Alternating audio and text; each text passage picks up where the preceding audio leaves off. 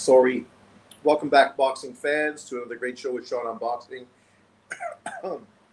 Today we're here to watch Ban Rodriguez versus Vargas for what was initially the WBA regular title, which somehow has been elevated to the WBA super title. So now Bam is eligible to become a three-weight world champion, even though he's not fighting the guy that actually had the title. He's fighting the guy that didn't have the title, that was the lower level fighter. The politics of boxing. But it is what it is. Should be a good fight. It's always good to see great fighters get in the ring, regardless of who they're in with. It's just good to see them stay busy. So I'm happy to see Bam in the ring. Obviously, the conversation now is about Bam versus potentially a Nui. And obviously, that's getting a lot of push from Bam's team. And obviously, Turkey Al-Sheikh in Saudi Arabia, Ring Magazine, and others are really pushing for that fight. Which, whether you like it because you're an Inui hater, or whether you like it because it's two pound-for-pound top 10 small fighters getting together, the reality is it's a big fight. Should be a great matchup stylistically. It's a really tough fight to call. Bam is kind of the small weight version of Vasily Lomachenko. Great footwork. Obviously, much better power than Lomachenko throughout his career. Fast hands, and already building what looks like a fantastic resume, right? Obviously, this is for him to become a three-weight world champion, which just, again, signs off on where he is at this point of his career. He's only 25 years of age, so to become a three-weight world champion at 25, that says a lot about how his career has moved forward. Vargas, for his part, a guy with good amateur pedigree. I think he was in the Olympics previously. He got beat already once in his career, but that was quite a few fights ago. Obviously, people can lose. It's how they bounce back. And now he's getting his opportunity to bounce back against a pound-for-pound fighter. If he was to beat Bam, or even not even beat Bam, but just perform really well and really test Bam, go the distance, cause a lot of problems for him, even in losing, he would be winning, right? That would open up a lot of doors for him moving forward as well. Because right now, virtually, he's an unknown fighter. Being in this fight obviously would help elevate him. And this fight right now, Cardenas versus Martinez. I remember these two guys. I thought Martinez got robbed when he fought Cardenas the first time. I thought Martinez was the much better fighter, landed the far better punches. He's much more fluid, faster hands, better combination punching. The other guy, Cardenas, was a Robert Garcia fighter, so obviously coming from a big stable, a lot of name recognition, Mexican fighter, slow hands, but aggressive come-forward style. But, very one-dimensional. Martinez, the American fighter, Mexican-American fighter, as you can see by his entrance right here, much more of a character. He's really sort of enjoying the opportunity to showcase himself in a fight that's obviously far bigger the second time around, because he really surprised people in his first performance, and now he gets an opportunity to redeem himself in a fight that most people feel, at least from my perspective, that he won. Now he has the biggest stage available to him. If he was to beat Cardenas the second time, this is just going to lead him to bigger and better fights moving forward. And he deserves it. The kid's an American fighter, obviously speaks English, can relate to the crowd far more than the Mexican fighter that can't speak English. 16 wins, 1 draw, should be 17 wins, 15 knockouts. So not only is he an entertaining fighter, but he's got hand speed and a little bit of pop as well. Cardenas, obviously his team, Robert Garcia and his camp, feel that he is the guy that should have won. For him, this was supposed to be a regular fight in their build-up to a young potential world champion. But they jumped in against a guy who was far more dynamic than they could deal with. And that was the problem they had. They just were too one-dimensional, couldn't make adjustments, and eventually obviously lost. Martinez is really milking this entrance. Hopefully doesn't waste all his energy on the entrance. He's kind of like a small version of Teofimo Lopez, right? Got a bit of that swag and personality going for him. which isn't the worst thing he could do. If he goes out there now and wins this fight convincingly, all that swag is going to help market him and make him a little bit more of a household name. As you can see, I prefer for him to win. The American fighter, obviously, he is a better style, far more entertaining fighter. The flat-footed Mexican kid, he looks good, tough, everything you expect from a Mexican fighter, but really one-dimensional. Not much tools in his bag. But we'll see today if he can make adjustments and improve. Apparently, they said that he's got better legs this time around. That was a problem last time, which for a young kid like this, when you're talking about his legs, I'm like, what? You're not talking about me, a 58-year-old, and you're commenting on that I have no legs left. Yeah, I have no legs. But this kid, come on, man. He should be able to run 10K fucking, like, even if he's not where he is in camp right now. Because I could tell you, when I wasn't training hard in university, and my roommate, female roommate, said, let's go run 10K, I was like, yeah, let's go. And I beat her easily, even though I wasn't running on the regular. I was playing a bit of basketball, a bit of volleyball, doing this and doing that, but nothing intense as far as exercise.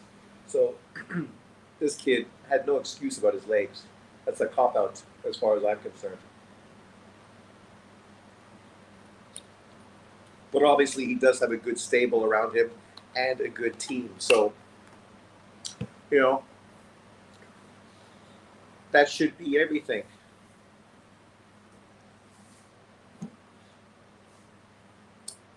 I missed the female fight. I was walking the dog earlier, but I know that Tellez was giving Turan a tough fight. Let's check that out just to see what happened in previous fights because, as I say, I missed that.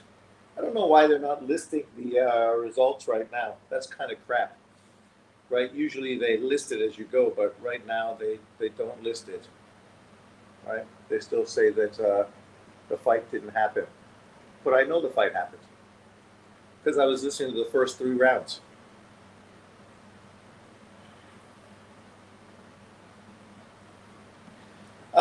What's up? Salute from the mighty LGBC. Who won that fight between Turan and Tellez? It's not listing on BoxRec, so I have no idea what the result was. I didn't get the notification to your live. That's probably why no one else has joined. Yeah. Well, if you can share, that would be great. Thank you very much. But did you see the result of the female fight?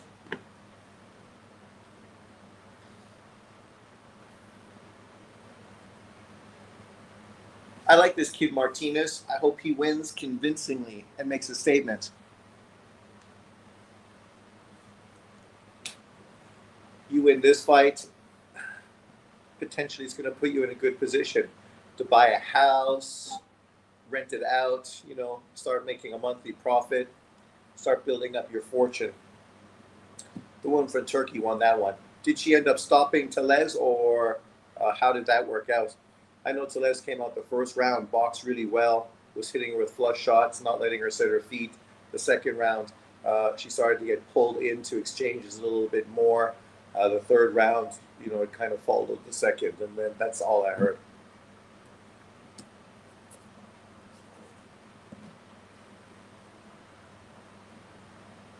And this fight right now, is this the co-main event? Unanimous decision, eh? Oh, good for Tellez. Went the distance. Tough little girl from Arizona.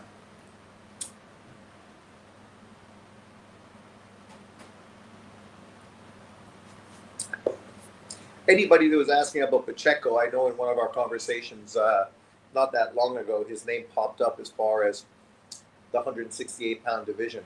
Apparently, he just signed with a new trainer after his last performance, which was a little underwhelming. His last few performances have been a little underwhelming, so he consistently is bouncing back and forth between different trainers. And apparently got a new trainer, and he's going to be fighting Aleem next, which we know what Aleem is. It's just a stay busy fight, right? You're trying to implement a new trainer and obviously You're taking on a low risk fighter, a guy who just got beat easily by Lester Martinez. So not really a dangerous opponent uh, or anything exciting, which is unfortunate. Pacheco was very close to getting a world title fight, and now he's kind of taking his foot off the gas and kind of coasting right now. Hopefully, he gets his confidence to where it needs to be. But here we go, round one: Martinez versus Cardenas. Cardenas is the much taller, longer fighter, but Martinez is the much more dynamic fighter, faster hands, better feet, better combination puncher. Also, if you look at their record, it looks as if he's got more power. Nice jab to the stomach by Martinez.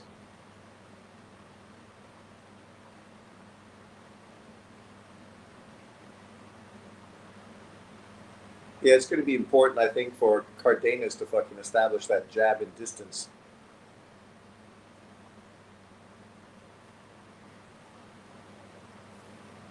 Nice little short left hand from Martinez on the inside. Good jab to the body.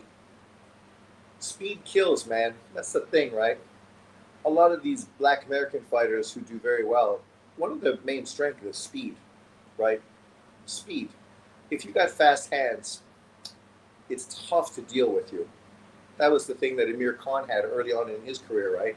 The fast hands. The problem with him is he started standing in front of you, throwing combinations, which allowed you to then counterpunch him, taking away his speed because now you were fucking a sitting duck. But that was him getting away from using his foot and keeping you off balance. Ryan Garcia got fast hands, but he's similar, right? He's too flat-footed, so he relies on hand speed, but he's still stationary, so he's right there to be countered, which doesn't make his fast hands nearly as effective as they could be. But with Martinez, good footwork, circling. Oh, nice uppercut he got caught with there by Cardenas.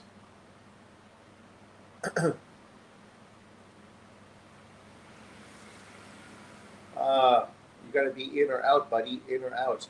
Not that mid range.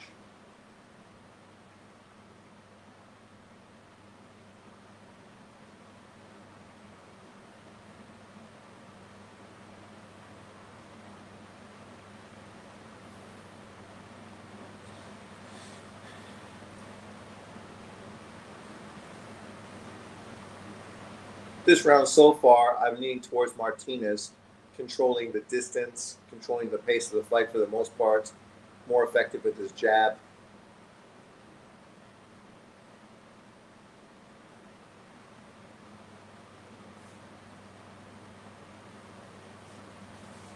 That jab to the stomach, I think, is going to be a key punch. Oh, nice right hand from Cardenas. Cardenas trying to land that uppercut.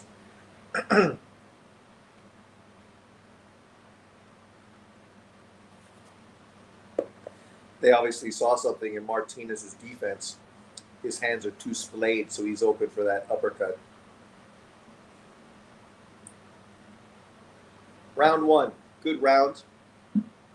Uh, did you watch the highly anticipated Tommy Fury fight earlier? No, I did not. Haney should have his boxing lesson revoked for pushing racial hate. Why? What did he say? Ali was a privileged black American BLM fighter too. Huh? What are you going off on now, Evan? Ali was a privileged Black Lives Matter fighter too, though. So, yeah, but when Ali did it, race relationships in the 60s were a real issue, right? The last black man to be lynched was literally in the 60s. So when Ali was doing that, there was a point for it. Also, they were in the middle of the Vietnam War. So Ali being a Black Lives Matter type of fighter in the 60s, there was a lot of reason for him to be doing that. For Devin Haney right now, kids getting paid millions of dollars to fucking clickbait on fucking social media. Like, his life is not nearly the same as fucking Ali. So it's a stupid, it's this new fucking millennial mentality. These guys got nothing else to do but moan and groan on the media, on social media. Like John yesterday getting upset because I was going off on these black American channels that just exploit their fighters, but don't really want the fights to be made. If you're a boxing fan, you shouldn't be upset because I'm sick and tired of all this social media back and forth. You should feel the same way, right? Literally, Ness felt the way I felt. That's why one of the things that motivated my video. But John, of course, always looking for some fucking reason to make it into a race thing. But how you make it into a race thing? It's three black fighters in a love triangle who are doing more fighting on social media than they're doing in the ring. And people are sick and tired of fucking this back and forth. And what I said about Black American channels only fucking perpetuating this fucking drama is true. I don't participate in it. I don't watch it. I don't watch their channels and the videos. But you can easily click through fucking YouTube and see all the fucking headlines and the titles come up. John says, don't watch it. I'm not watching it. I'm not watching it. All this stemmed from a Devin Haney fucking video, Devin Haney Sr. being on fucking Ness's show, The Boxing Voice. Nothing to do with fucking the LDBC or any of those other fucking clown shows. But me making a statement that these guys are just exploiting these things to make money off of YouTube, that's fucking 100% accurate. Everybody knows that's what's going on. I mean, look at Knockout Boxing. He's a guy that's really a knowledgeable boxing dude that likes boxing. But yet his content is, he's not even talking about the Bam Rodriguez fight, even though Bam is one of his favorite fighters. There's no content on his channel talking about Bam. All he's talking about is fucking Tank Davis, related to Shakur Stevenson, related to fucking Devin Haney, related to fucking Keyshawn Davis. Sean, in all honesty, you should never watch or support any boxer that says racially charged stuff. Well, to be fair, I don't really support those fighters. I'm not a big fan of Tio. I'm not a big fan of Ryan Garcia. I'm not a big fan of Shakur or fucking Devin Haney. I wasn't a big fan of Wilder, so I prefer my guys to be doing the fucking fighting in the ring. I like the strong, quiet types, not the fucking loudmouth schnooks. But if you like loudmouth schnooks, fucking help yourself. Feel free to enjoy that. It's never been something that I really liked. I didn't like fucking Tyson Fury. When do you see me talking about that guy? Never. Literally never. I'll talk about him if he fights fucking AJ, because I'm an AJ fan, but I don't talk about that fucking clown show. John will make it into a race thing, though, but it has nothing to do with race. Noma, Choco, and Nui better be if Usyk, Bivol are dogs. And the great thing about all of them, they don't talk shit all over social media.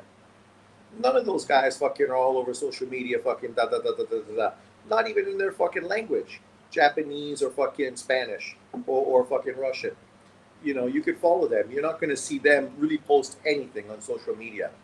Oh, nice uppercut by Martinez.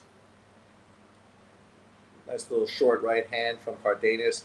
You know this was going to be a good fight. The first fight was really a surprise fight because at that point, I didn't know who Martinez or Cardenas were. And at this point, I mean, this is round 13. Super bantamweight matchup.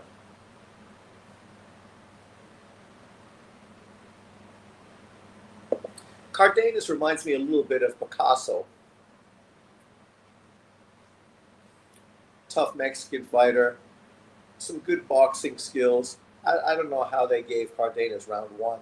Come on, man. Round one. Martinez was landing and controlling the distance. What are you talking about?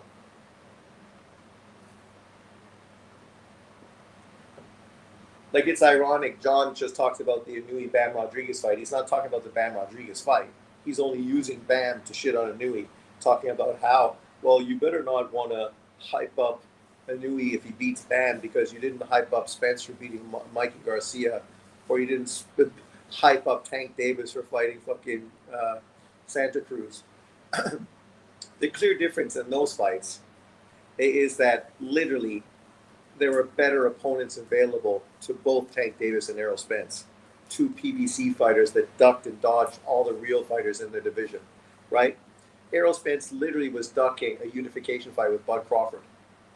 Tank Davis had literally ducked fucking Lomachenko for years, was ducking Haney, didn't even mention fucking Tio, right? Didn't fight any of the top guys in his division either. Inui is dominated and beat everybody at 122 pounds. So now he's bringing up pound for pound top fighters from lower divisions like Junto and Bam Rodriguez to take on the challenge. And he said he should move up if he really wants to prove himself. Well, Errol Spence never fucking moved up. Tank Davis literally moved up and then moved down to fight fucking Leo Santa Cruz. So literally he was still in his first division. Literally both of those guys were fighting in their original weight division. Inui is in his fifth weight division.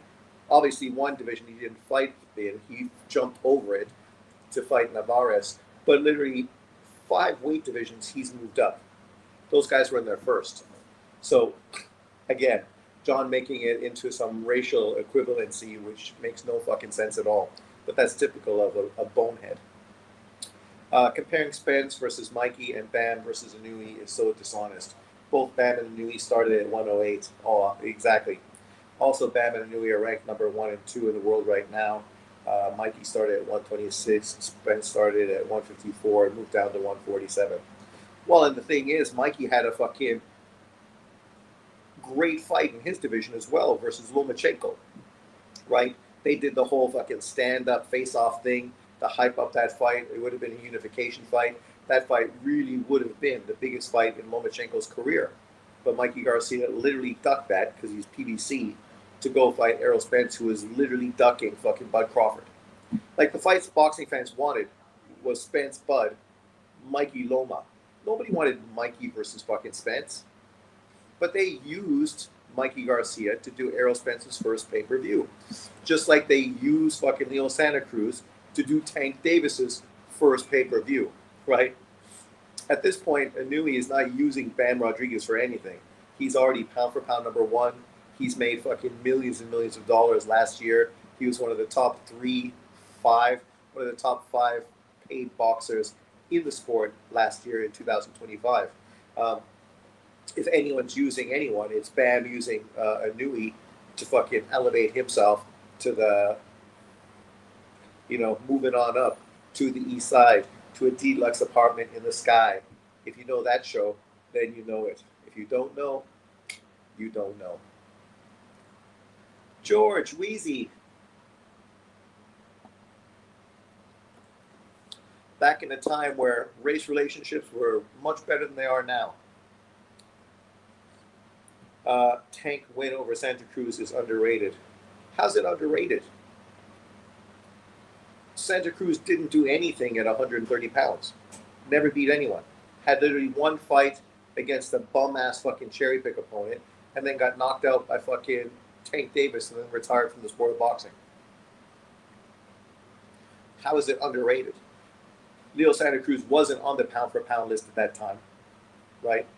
So what was the significance? Like, Tank Davis literally could have fought Lomachenko, other fucking champions at 130 pounds.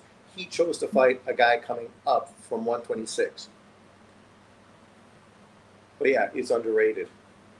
Both Crawford and Bam moving up to fight their biggest opponents, but their walk-around weights are similar to the guys they fought. Well, exactly. Bam is no smaller than Inui, and fucking Crawford was no smaller than Canelo. We've seen Crawford walk around at 190. Like, he said that years before fighting Canelo Alvarez, right? So tell me I'm lying, because those pictures are still there on the social media, still in the internet. Bam is not smaller than Nui in any substantial way. He's a couple inches shorter, but as far as reach, I think it's the same. Maybe Bam is even a little longer. But, yeah. Like, you wouldn't say Inui is being a weight bully by fighting Bam. And you definitely couldn't say Inui was a weight bully fighting Junto Nakatani, who was substantially the bigger fighter. So you know that it's not like Inui's looking for weight advantages. But the irony is these guys want Inui to move to 126 to fight guys that are far significantly bigger than Inui, right?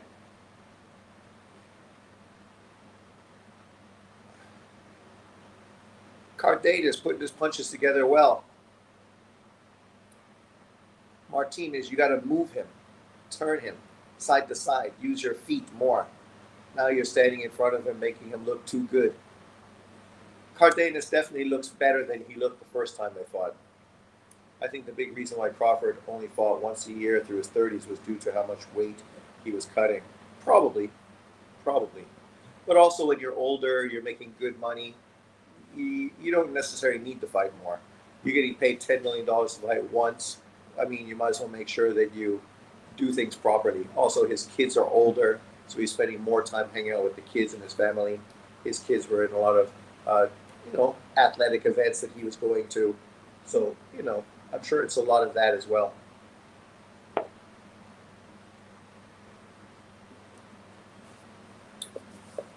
Collazo going to fight Kanoy. It's a good fight, but unfortunately, it's not the fight fans want. Fans want Collazo to unify. That's the fight boxing fans want.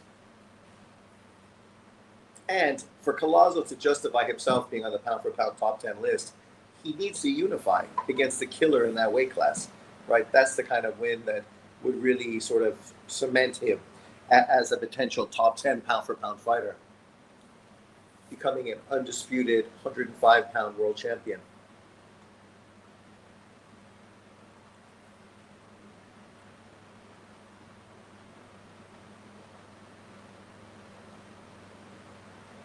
I made a video. You guys can look forward to it. I'm going to upload it today, breaking down Bud Crawford's resume in comparison to Inouye's to talk about which fighter should be fighter of the decade. And this doesn't dismiss or downplay Crawford at all. I mean, Crawford, unfortunately, has retired and the decade hasn't finished yet. So he's only going to be credited for really half of a decade, whereas Inouye obviously is going to be credited for far longer into this decade, and at the same time has an opportunity to continue to add to his legacy, whereas Crawford's legacy at this point is done and dusted. You pretty much know what he's done, and I broke it down talking about the champions they fought, when they fought them, and what they did after fighting the guys they fought. Did they go on to do anything significant after getting beat by Crawford and Inouye? Because that means a lot. Are you fighting guys that literally came back and did something significant in the sport? Or did you fight guys that were already done or one-hit wonders and never really went on to do anything else afterwards? The two fighters that obviously Crawford beat that potentially could go on to become champions was his first fight and his last fight. But even Canelo. I mean, if Canelo loses to Christian and Billy, how does that age on Bud Crawford's resume? Does that make the Crawford victory that significant? If Billy, a guy that nobody has in their pound-for-pound top 10 list, ends up beating him, right? That win could age poorly depending on what Canelo Alvarez does moving forward. Whereas Inouye is potentially going to fight an undefeated pound-for-pound prime fighter in BAM next. And then after that, eventually move up to 126 pounds, taking on bigger opponents as well. The same reason that Crawford was praised for fighting guys bigger than him in Canelo, who was not significantly bigger than him. Inouye is going to move up and fight guys significantly bigger than him. Figueroa, Shushu, Espinoza, Angelo Leo, those guys are fucking much bigger than Inouye, significantly, right? There's no conversation. Like, if you watch the sport of boxing, you know that those guys are far bigger than Inouye. But let's just check it out right now. So Inouye, and this is listings, you never know if listings are true or not, but he's listed at 5'5", 67.5-inch reach, 33 years of age, right? So at this point of his career, he's not at his prime. You're not prime when you're 33 years old in the smaller weight divisions. And they'll go, Bud Crawford was fighting when he was 37. Yeah, bigger weight divisions like heavyweight, guys fight till their late 30s and 40s all the time. The bigger you are, the less of a wear and tear it has on you. because they don't fight at a fast pace. They don't throw as many punches. But Jesse Bam Rodriguez, he's got some of the cheesiest tattoos ever. Good fighter, but a bit fucking cheesy as a person, individual.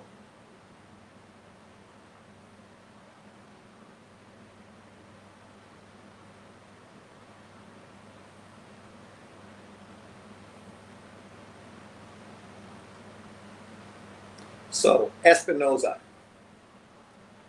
Espinoza is 32 years of age, 6'1", with a 74-inch reach. 74-inch reach. 68, 69, 70, 71, 72, 73, 74. Literally a 7-inch reach advantage to a Nui.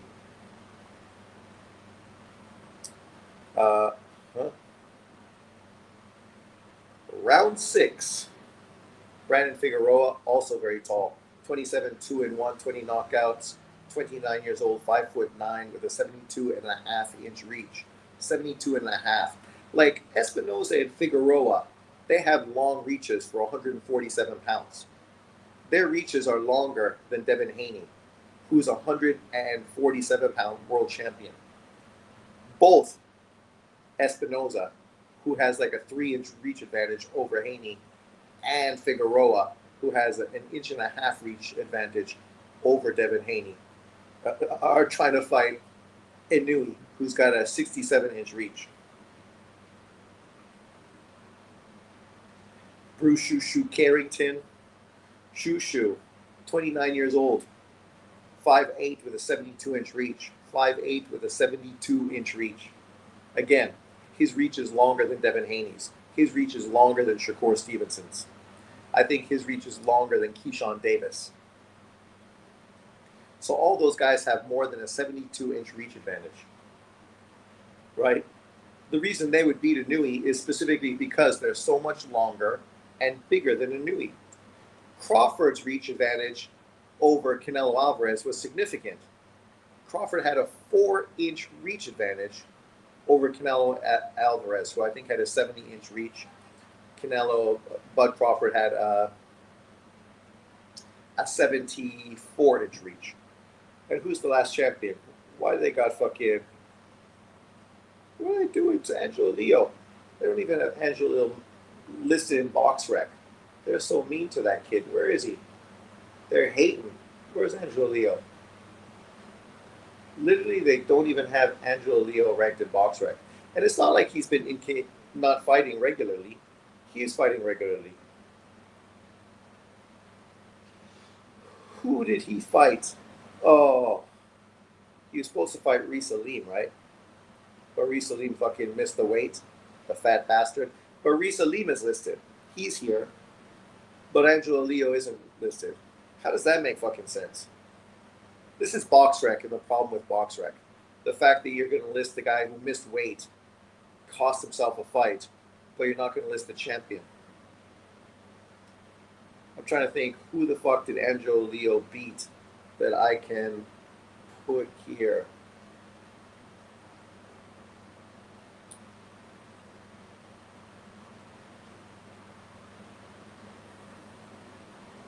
You think about 3 of the opponents that Inui beat, actually 4. Currently, Marlon Tapales is at 126 pounds.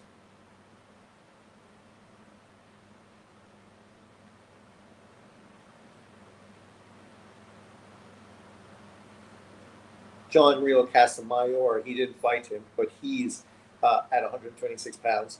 And Luis Neri is at 126 pounds. And MJ Akhmedov is also at 126 pounds.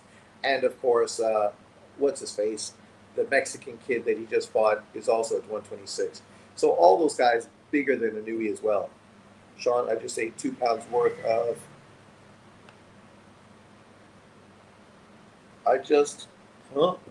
I'm not going to eat for 18 hours. Why? I just ate 2 pounds worth of food. How does Espinoza make 126 at 32 years old? That's insane, man. It is. Imagine the cut that guy has to make. He is a skinny looking dude, but still, you gotta fucking end up missing a lot of weight. Inui is fighting a prime Bam. Crawford fought an old Canelo coming off of a career awful performance against Skull. That's true too. And Evan saying that is factual because Evan is a Canelo hater that said the same thing consistently. So he's not changing his tune. Um, I just say it's an ugly style matchup. But where's Angelo Leo? Where's that motherfucker? How come they're not listing him here? So now I got to go all the way to super featherweight. I'm 5'10", 5'10 and a half, and walk right at 160, 165. Ah, you're in good shape, fighting shape. I'm 5'10", walking on at 200 pounds. So I got 35 to 40 pounds on you. But mind you, I'm almost fucking 60 years old, so all that weight has mostly come later in my life since I've been 50. Before I turned 50, I was walking around about 180.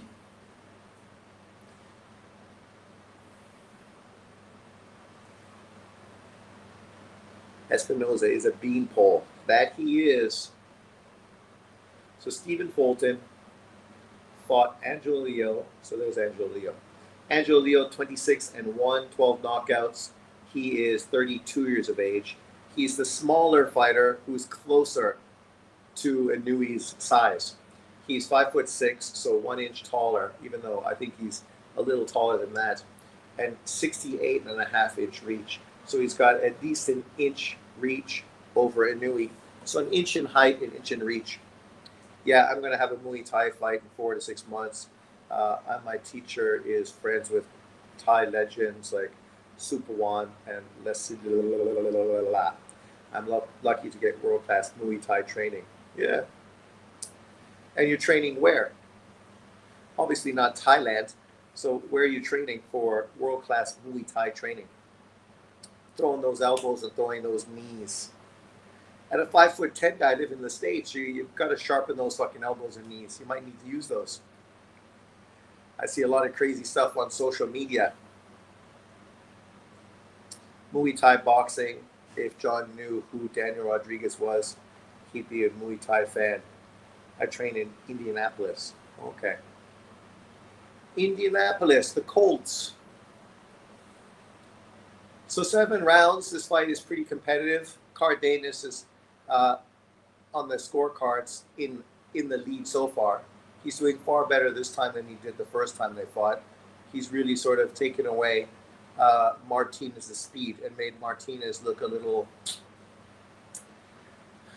Martinez is using a lot of arm punching. He's not throwing crisp combinations like he was before.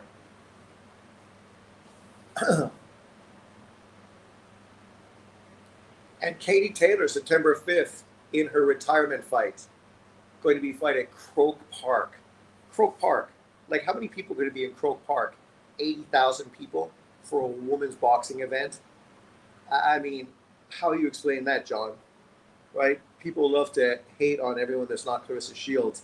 But Clarissa Shields couldn't sell out 80,000 stadium anywhere in America. Detroit, where do the Lions play? That arena, you think Clarissa Shields could fill that thing out? And needless to say, Katie Taylor sold out those tickets in less than a day. Those tickets fucking went like crazy. Because they understand what they're seeing. The history of female boxing. There would be no amateur boxing if not for Katie Taylor, right? Best resume in women's boxing history, easily. You cannot show me another woman boxer in female boxing history. Ali, the coal miner's daughter, fucking Riker, fucking none of them resume even comes fucking close to Katie Taylor's. Her resume is light years better than theirs, fucking way better than fucking Clarissa Shields, who mostly has been fighting in divisions where there's no fighters. Literally now she's fighting in divisions where there's 25 professional women fighters. 25. 3 of whom have a winning record, right? My head trainer was taught by a former stadium champ. Is a pinnacle of Muay Thai, is no longer seen as valuable to fight, transitioning to one championship.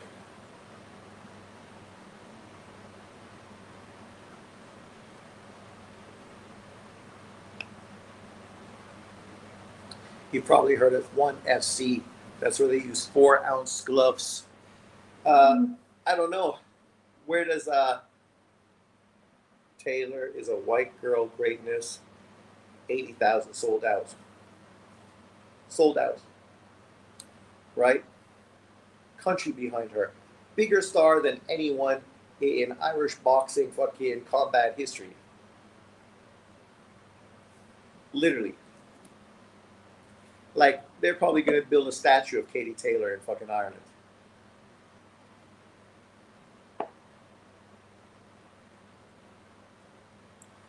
Martinez, now he's getting desperate, throwing one power punch here, one power punch here. That's not how you're going to beat this kid, man. What made you effective before was your fucking hand speed, your foot movement, and your combination punching. Now he stopped throwing his jab as much as he should have. He's not throwing any combinations. He's staying in Cardenas' range, and Cardenas is just landing most of the good punches.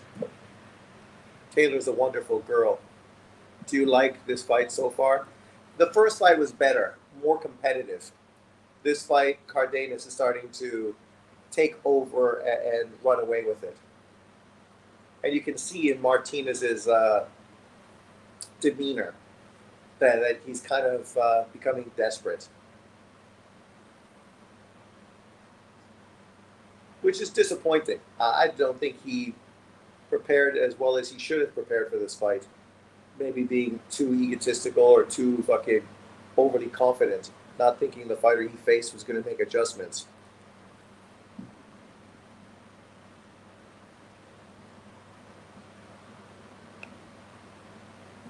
More butt than people think, too. Oh my God.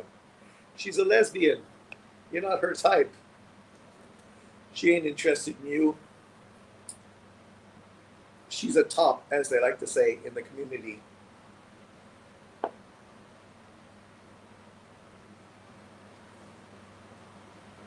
I wonder, what does Katie Taylor's girlfriend look like?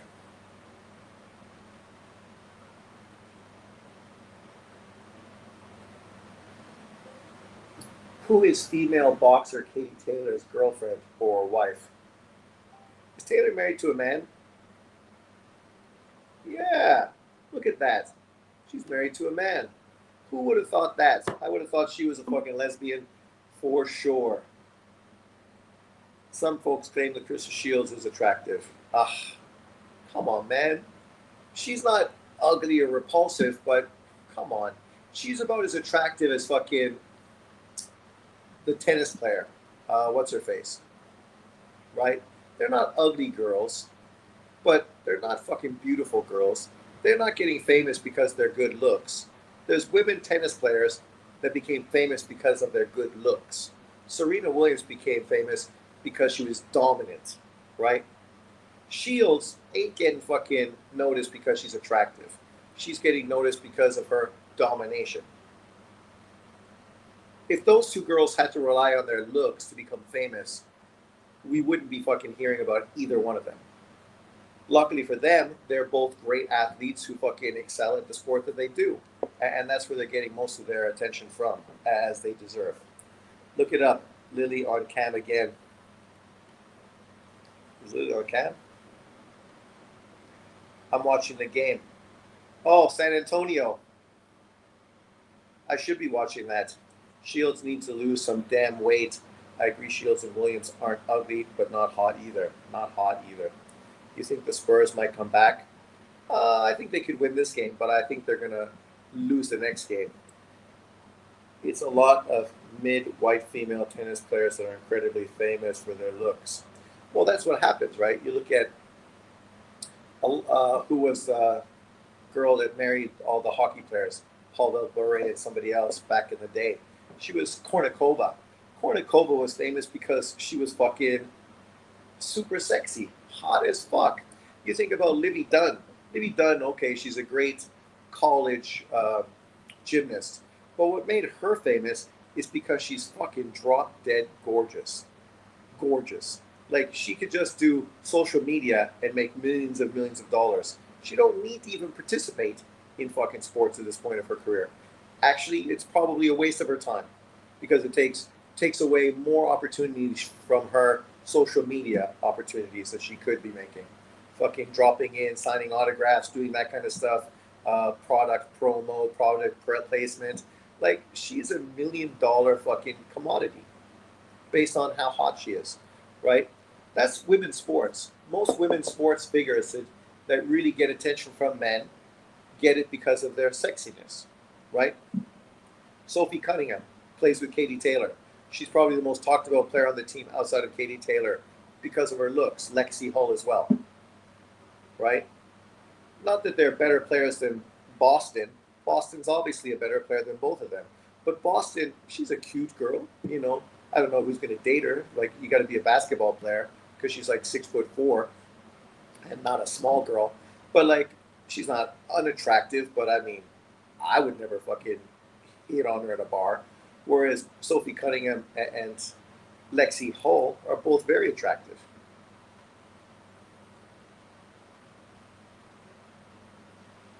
Did you catch your girlfriend McRae in the New York City game? Who, what, where? Tate McRae at the New York City game. Imagine Shakur and Haney trading punches with these two.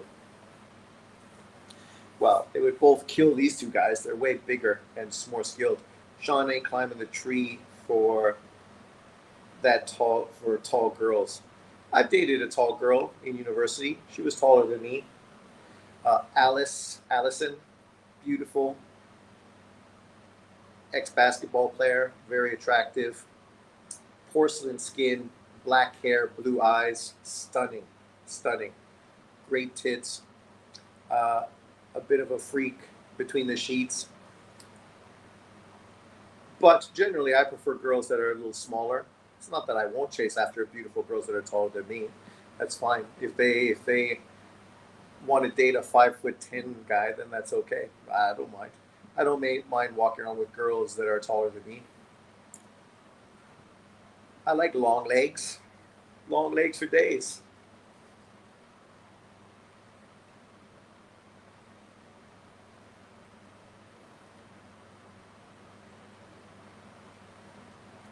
But it looks like Cardenas made the adjustments necessary to win this fight pretty fucking convincingly. Yes, sir, I saw her with a Knicks shirt. Jaime's celebrity crush. It's an inside joke. I need to drop the kids off at the pool. Excuse me.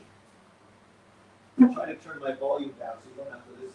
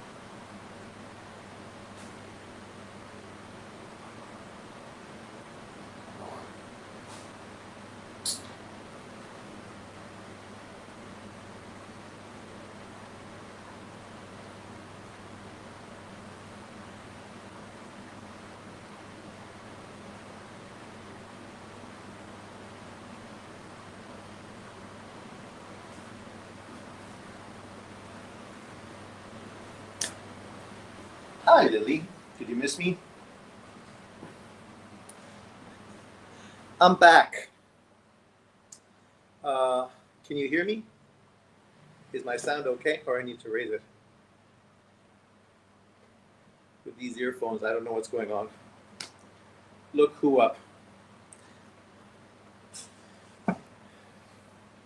She deserves her, what? Take her a salute. Mary Rumet. Good chance at letting non-Asian into Muay Thai. Pretty white girl. Just won by KO. With knee to the body yesterday.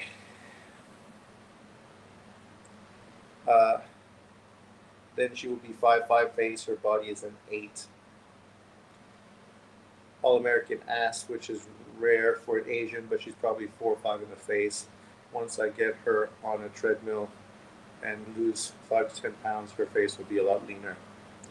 Who's that? Have you met your Taiwanese MILF? Shh. Taiwanese MILF.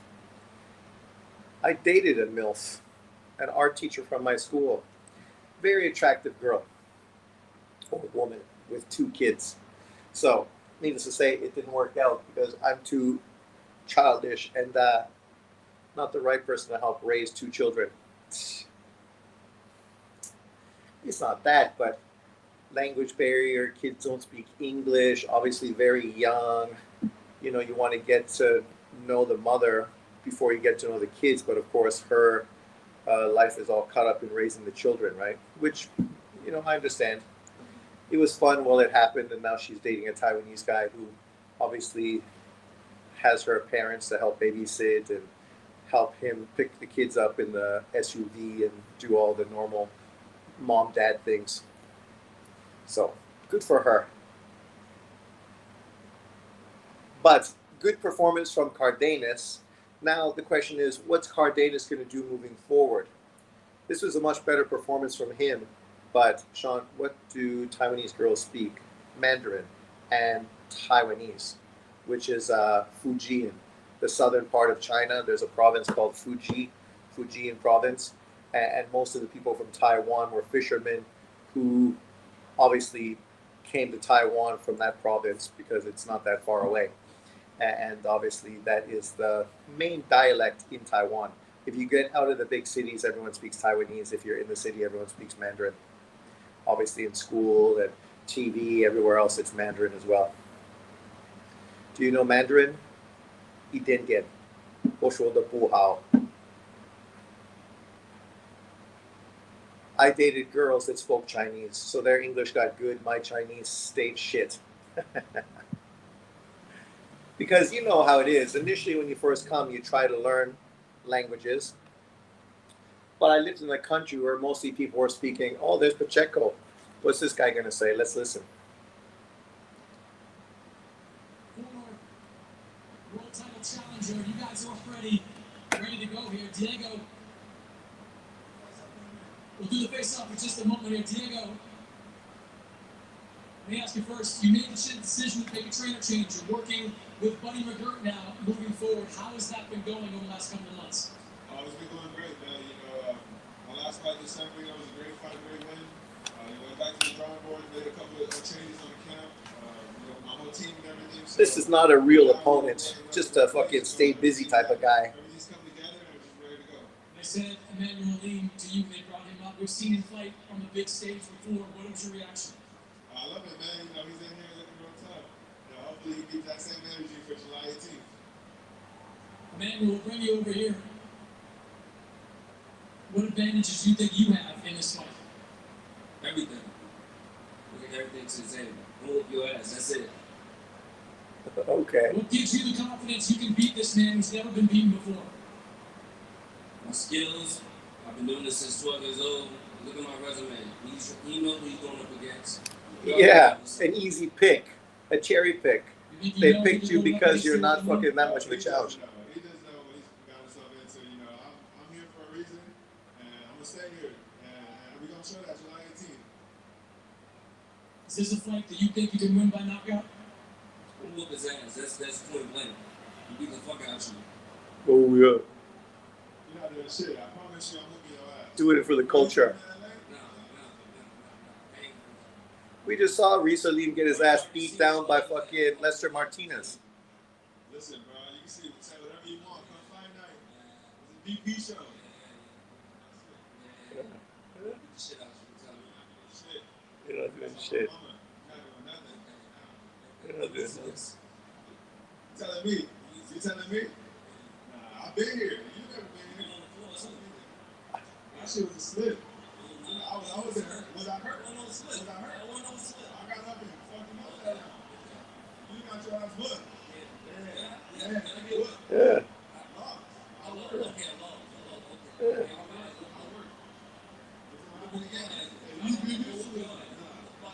You know what it's like to lose like that. You know what it's like. And again and again.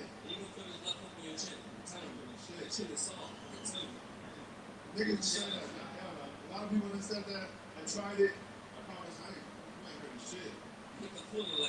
So it was a slip. I got right back up and beat his ass. Swinging around the rope and everything. It's me and you now, though. It's about me and you. It's Exactly. about the easy work. Easy work. Alim is easy work. Easy work. July 18th. Easy work, buddy. July 18th, Diego Pacheco against Emmanuel Lee. Eddie Hearn will bring you in. Promote this young man his entire career. Who's fighting Boots? Keep him right there all day long. What do you think of? Let's start with the changes he made working with Buddy McGirt.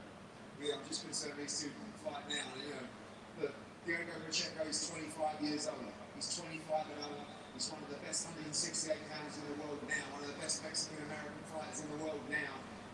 He was ready for a world title shot, but the team wasn't enough to stay there and be elite.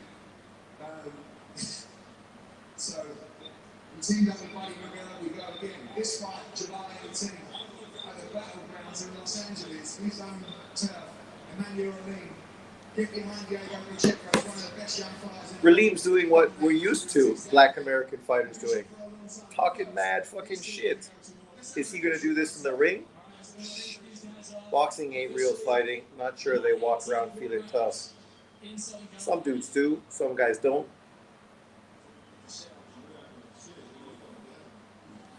You ain't doing shit. Come on, Reese Salim, you ain't doing shit. Let's look at Reese Salim. Plenty of bad words being thrown around there, Sergio. Not sure how much Emmanuel Lee believes what he's saying, considering you look at his record. 22 wins, 4 losses, and 3 draws. So 7 of his 29 fights, he did not win. Okay, but he's only been stopped one time. That was almost 10 years ago. He has 3 draws. That goes to show you that he keeps fights competitive.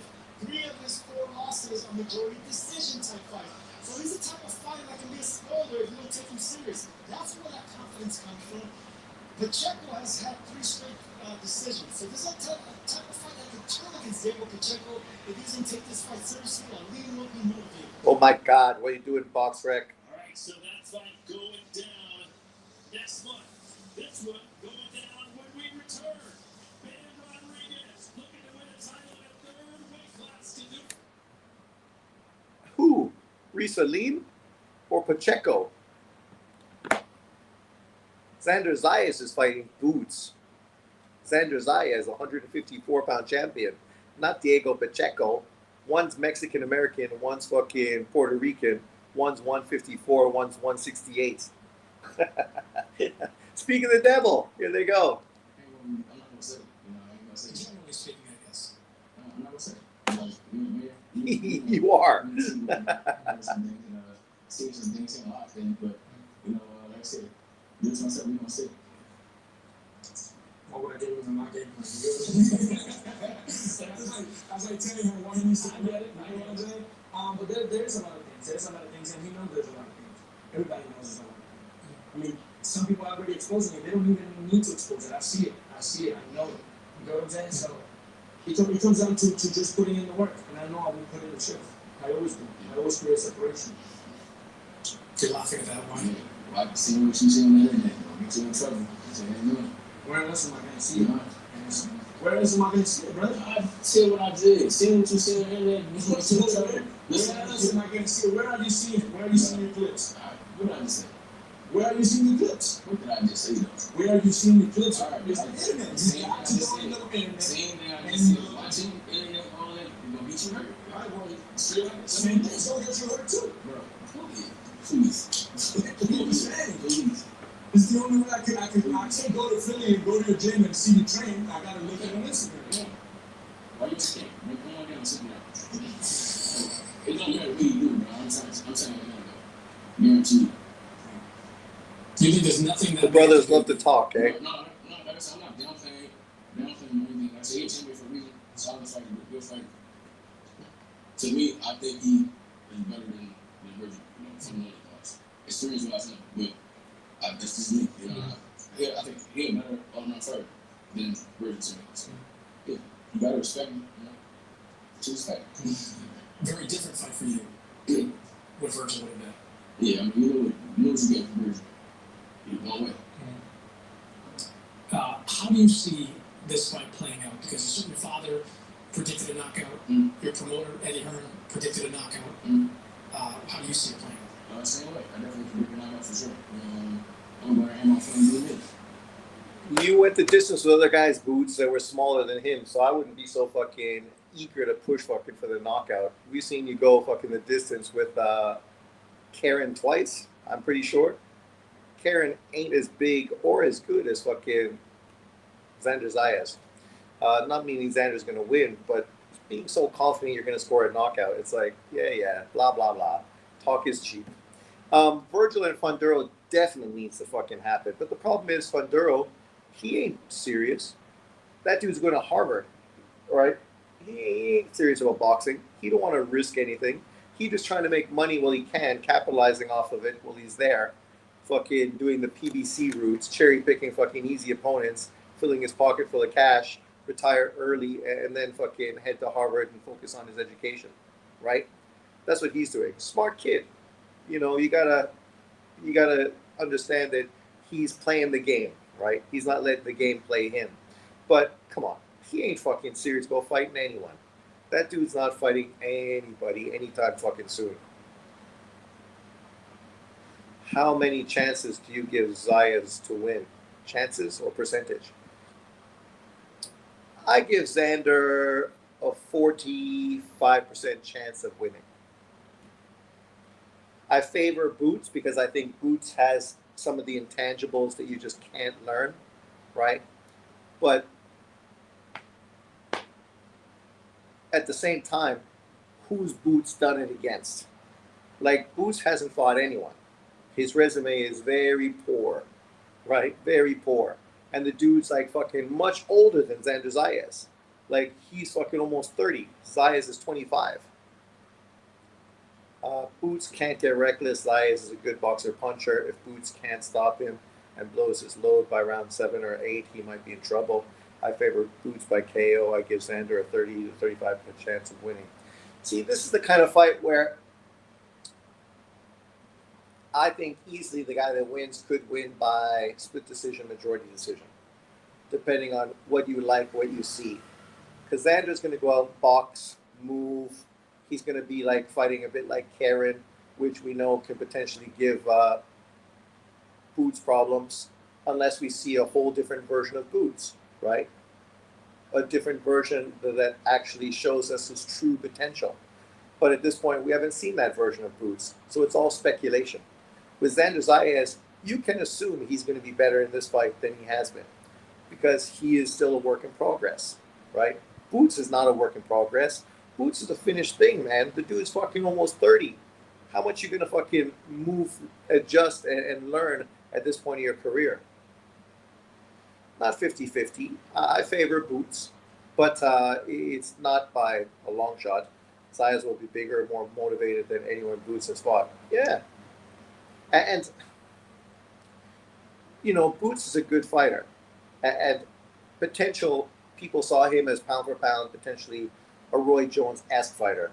But Boots ain't shown that. The fact that BoxRec has a number 3, fucking crazy. The dude's currently not even a world champion. 35-0 with 31 KOs. He's 28 years old. And the best name on his opponent on resume is a fucking inactive Stanionis, who he unified welterweight titles versus. Karen, who nobody's ever heard of before or since. David Avician, who was old past his best. Roman Villa, who nobody had heard before and since. Two Canadian, Cassio Clayton, the Canadian nobody knew. Lipinets, 140-pound champion. Thomas Delorme, 140-pound contender. I mean, this is his opponents, all starting from 2020 to 2025. There's one small world champion and one guy that was elevated and gifted a title. That's who he's fought. Like, his resume is garbage, right? John won't call it garbage, even though John's been one of the biggest haters of him forever. But now, of course, he's jumping on the bandwagon because, heaven forbid, Xander Zayas beats him. He don't want that. Zayas is 23-0, 13 knockouts. Obviously doesn't have the power that Boots has. 23 years old. 23! Dude's 5 years fucking younger than Boots Ennis. And already he's a world champion. Something that Boots Ennis wasn't when he was 23. His victory over Jorge Garcia Perez was a great victory. That guy just beat an undefeated top 154-pound fighter in Charles Conwell. Then he beat fucking world champion Abbas Baru, who should have been the champion earlier, but was robbed when he fought that small fucking German guy. I can't remember his name. Who did he fight? Got totally robbed in that fight. Jack Culkay back in 2020, right? He should have been a champion in 2020. It took him all the way to fucking obviously beating Yolannis Telez, the undefeated fucking knockout punching Cuban, to become a world champion. And now he's fighting Xander Zayas. Then Xander Zayas beat him. And obviously now Xander Zayas is fighting Joan Ennis, right? You got to give Xander Zayas mad props. Not fucking Boots Ennis, because people would say Boots Ennis is taking the easy route. Out of the other champions, Boots Ennis is taking on the least experienced, the youngest, and the guy that probably is there to be beaten. For Xander Zayas, he's taking on a guy people thought is potentially a pound-for-pound top 10 fighter, right? None of the other dudes fucking at 154 pounds get that kind of fucking swag thrown on them. Only Boots. So, Haney should fight Boots if he can't get those smaller Americans. Booty Ennis will be making weight on his birthday. Ha ha ha. He's going to be 29 before his next fight with Zayas. When you going back to Canada, do you enjoy teaching Chinese English? I enjoy living in Taiwan, for sure. Canada is way too expensive. The government's fucking mental. The people are buying into it, which makes me fucking cringe. During the whole COVID thing, people were like fucking Nazis ratting out their neighbors. Like, I don't fucking get it. I don't understand what these fucking Canadians are doing. Getting upset because people weren't taking the fucking vaccine. People don't need to take the fucking vaccine. It doesn't impact you. So why are you getting bent out of shape? They're the ones who are going to die if they don't get the vaccine. Why do you fucking care? Wearing a mask. You've been vaccinated. Why you need a fucking mask? You got a fucking mask. Why? The mask's not going to stop you from getting the fucking virus. Wash your fucking hands. Right? And now these people are so pro-fucking liberal government who's fucking selling the country out. Pushing it towards fucking a communist country. You know, spending more money on fucking countries outside Canada while letting fucking Canadians fucking struggle. Well, they got fucking billions and billions of dollars in natural resources that they don't utilize to support the fucking country and the population. Like, I'd rather live in Taiwan. Taiwan now has one of the fastest growing economies in the world, just past India on the fucking NASDAQ. Like, yeah, Taiwan, great medical fucking dental system, great place to live.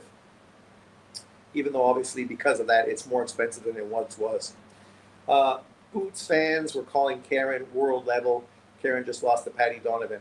Yeah, but that's people that are fucking morons. No one ever fucking thought Karen was world class. Literally, before fucking Boots fought Karen, these guys had never even fucking heard of Karen. Never had seen Karen fight before. Is Ortiz retired or where is he hiding? Shot himself in the foot by fucking offending De La Hoya. Will Haney fight Boots? No. They were importing hundreds of thousands of Indians a year or two. Well, unfortunately, we're going to be importing fucking tons of Indians in Taiwan as well. I don't know why Indian, because now they primarily focus on Thais, Indonesians, and Filipinos, who are all Asian. So, culturally, it's not such a big difference, even though they're different Asians, but they're still Asian. I mean, I know Indians are called Asian, but obviously they're more Middle Eastern and Asian mixes. But now you bring in Indians, which is just a real different culture into Taiwan. Haiti will fight Boots, or will not fight Boots. Taiwan has an amazing tech sector. They're reliant on them as Americans. We are reliant on them as Americans. Well, the biggest fucking chip maker in the world is Taiwan. That's why America won't let China fucking attack Taiwan. Because all the fucking high-tech chips are made in Taiwan. All of them.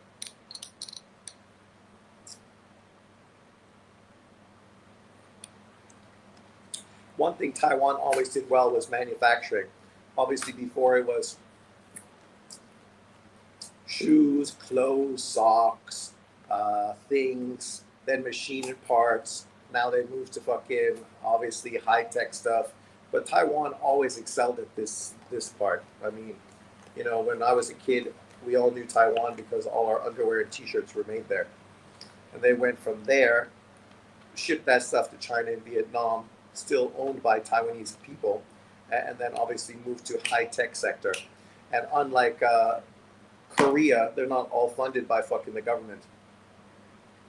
So go Taiwan. Taiwan, number one. But, so the next fight is going to be Bam. I'm sort of surprised that the Bam fight will be next, because I figured this being a West Coast basically fight card, it would be a little more on the card than what I've seen so far.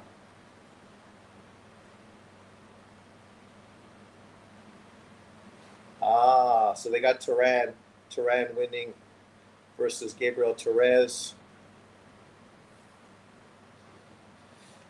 Adrian Rodriguez, did anyone watch that fight?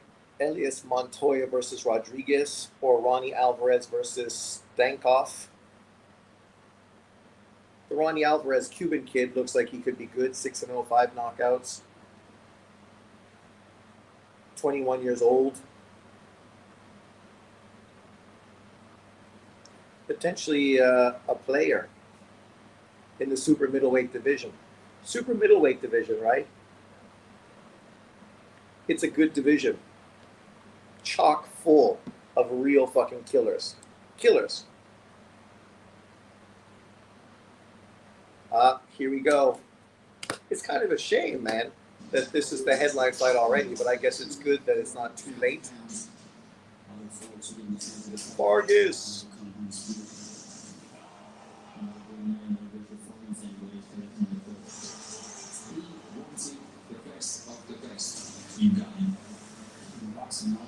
Vargas is not the best of the best.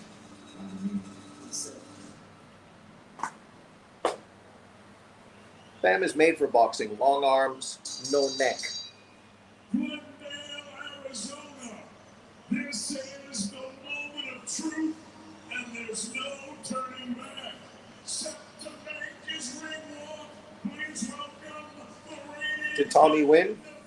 defending WBA heavyweight champion of the world, Antonio Kingdom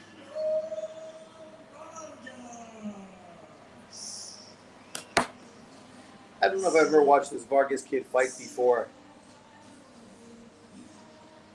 Well, Sergio, normally the champ walks second, but Jesse Van Rodriguez is apparently so big of a star that Vargas is making the walk first. It's disrespectful for a title holder and a former US Olympian in Antonio Vargas, but it should add more fuel to the fire of Vargas, who has been stopped before, has been dropped in his last 3 fights. 29 years old, just had a draw with Diego Higa.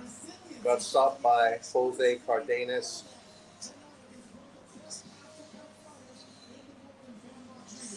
And we mentioned this earlier. Antonio Vargas did not have to take this fight. This wasn't a mandatory defense. He could have fought in Japan for the same amount of money, if not more, versus an easier opponent. But he wanted the glory. He wanted the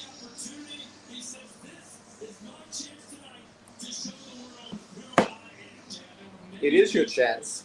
In the team of Antonio Vargas that were encouraging him to go to Japan, take that lesser fight, punt the Ben Rodriguez fight down the road. If he still had his title at 118, there was a decent chance he'd be able to fight Ben later this year. Instead, he told his team, no, this is the fight that I want. We talked a lot tonight about Sanders' eyes, that he believes that he can beat Boots Ennis on June 27th. Well, tonight, Antonio Vargas fully believes that he can be the man to knock off Ben Rodriguez. If he beats Bam, that would be a huge upset. Monumental. There would go the Inui fight in the garbage. It'd be a shock, a surprise. Luckily, I don't think this kid has any chance of fucking winning. None.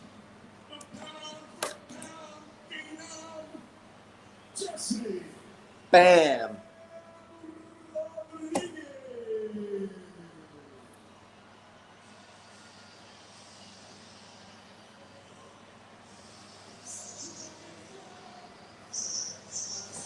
Is Jesse's next fight in Japan?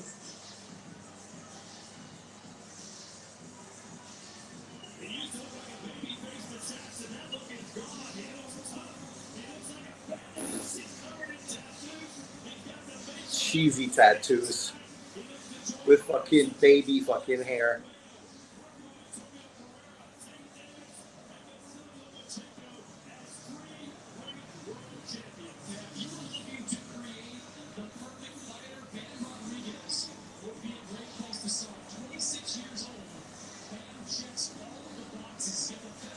The thing you gotta ask yourself is, why did Bam chase this opponent who was a WBA regular champion?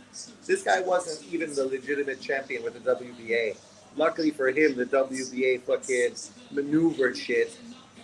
But, you know, this dude would have been fighting for a WBA regular title. What's the point of that? How you doing tonight, Sean? I'm good, Brian. And you? I'm looking for a stellar performance from Bam Rodriguez against Vargas tonight. And I think it's easy work. You look at those opponents that he just beat there, all five of them are better than Vargas. Puma, Cafu, Guerrero, Estrada, Sonny Edwards, all better than fucking Vargas. Then you throw Rungvisai and Quadras in there, and you have 7 fighters on his resume who are all better than the dude he's fighting tonight. Is it for unification? No, he moved up away from unification because the last belt at 115 pounds has a mandatory, and he couldn't get the fight. So he moved up to take on this guy who had a WBA regular title in his 3rd weight division. The WBA lowered the real champion and elevated Vargas so that now Bam is in position to become a 3-weight world champion. The same thing they did historically with Tank Davis. When Tank Davis first lost his title on the scale, he came back for a WBA title, fought the WBA regular champion, beat him, the WBA super champion lost, and then they lowered the guy that beat the super champion and elevated fucking Tank Davis into the super champion. So you fight the regular champion, but you get the super belt. The guy that beat the super champion fucking gets lowered to fucking get the baby belt. Make that make sense. She's got some big Tig Bitties on her. Tig Bitties. USA. All day. Hip hip hooray. Just off work, doing well. This easy work for Bam tonight. Easy work. Easy work. I think that's why nobody's barely even talking about this fight. But this also shows you why Inui has no interest in really fighting in the States. Bam is fucking a pound-for-pound world champion. An American, who Americans should be proud of, but because he's the wrong color, people don't care about him. Well, some people. Obviously, the Mexican crowd in the stadium today, they're out to support him, so congratulations on that. It's a big venue and it's packed full, so, you know, he's putting numbers in there. But when he goes to Japan and fights Inui, he's going to do over 80,000. That's going to be a whole new fucking thing. But you imagine, right? Like, Bam is one of the most exciting, dynamic fighters in America, but yet most of these channels on YouTube aren't even talking about this fight. Like, let's see. We know that Knockout Boxing was a huge Bam Rodriguez fan. Now we go to his channel and see what he's talking about.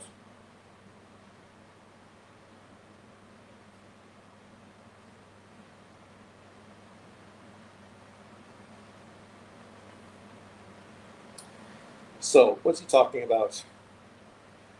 KO reacts, who lied, the truth behind Devin Shakur. Great news, Oscar De La Hoya confirms Gervonta Tank Davis. Expo, Shakur Stevenson promised. Tank Davis fighting Floyd Schofield. Keyshawn Davis has all the power. Bad news, Devin Haney, knob gobbler. Gervonta Tank Davis's lawyer. Keyshawn Davis is watching Shakur. Devin Haney is looking for a way out. There you go. Not one mention of this fight, a fighter he likes. It's all the same bullshit. Again, the same fucking same people. And no, I'm not watching, John. I'm just fucking proving a point. Fannin. What's Fannin doing? You know, it's more of the same. Good news. Errol Spence offers Jamel Charlo a fight. Good news. Why is that good news? Nobody cares. Gervonta Tank Davis, Shakur, Gervonta Davis, Devin Haney, Errol Spence makes huge progress.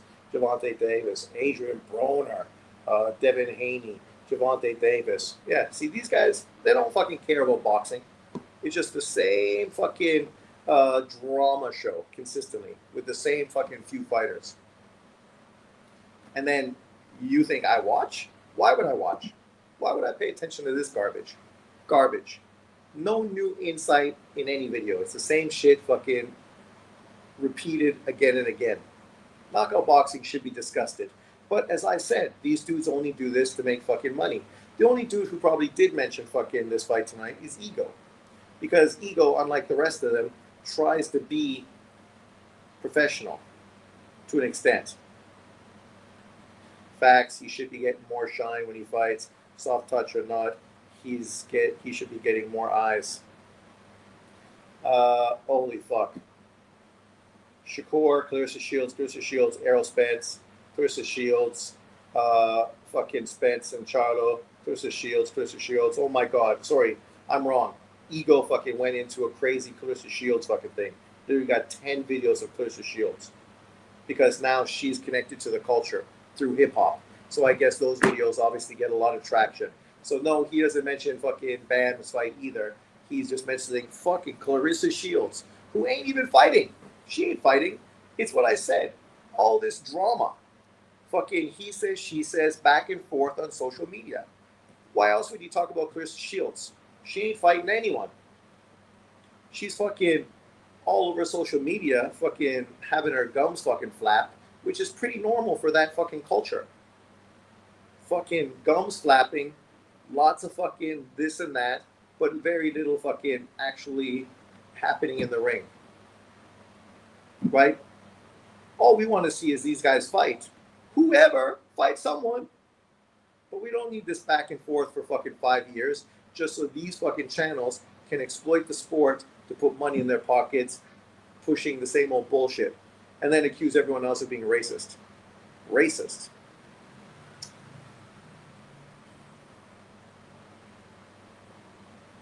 I saw Showbiz work on a heavy bag. Showbiz. Fucking. He's just as cringe in everyone. Let's look at him. He should mention Bam, right? Because he's connected to DAZN. So literally, he's gotta fucking mention Bam. Right? Gotta.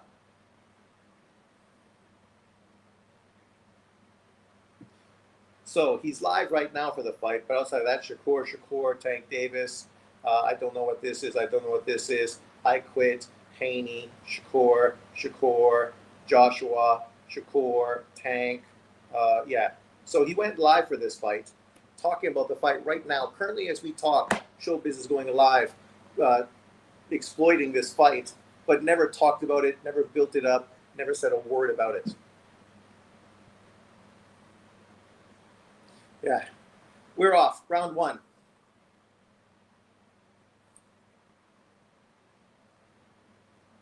Bam says he feels great at this weight, right? And he still looks real thin.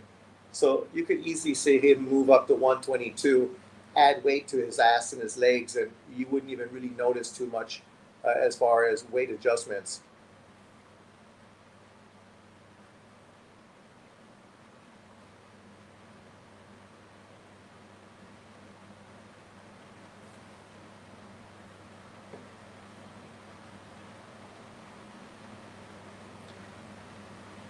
Good right to the body and left to the head from Vargas. Vargas trying to establish that jab early on, which you would think, considering he's an Olympic boxer, an American Olympian. An American Olympian who's not even talked about. Go figure.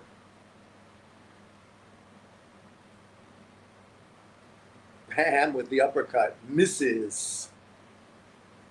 Right now, they're trying to establish their jabs.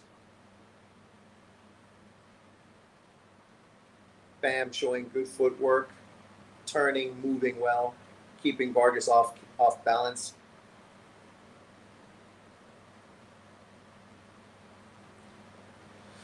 Good combination from Vargas. I think one punch landed. Good body shot. Good counter by Vargas.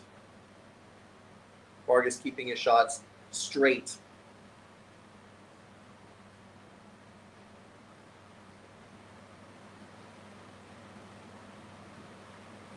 Good short left from Jesse.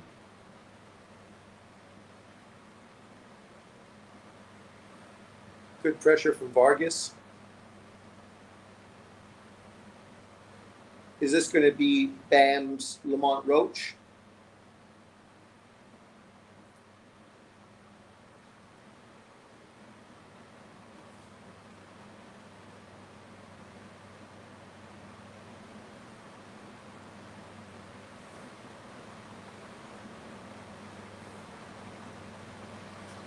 Good left to the body, straight left from Bam.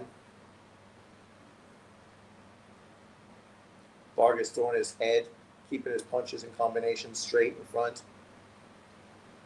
Vargas is fighting good.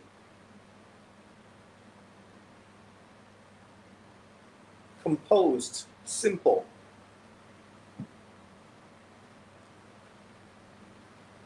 Not trying to complicate shit. Good jab from Vargas.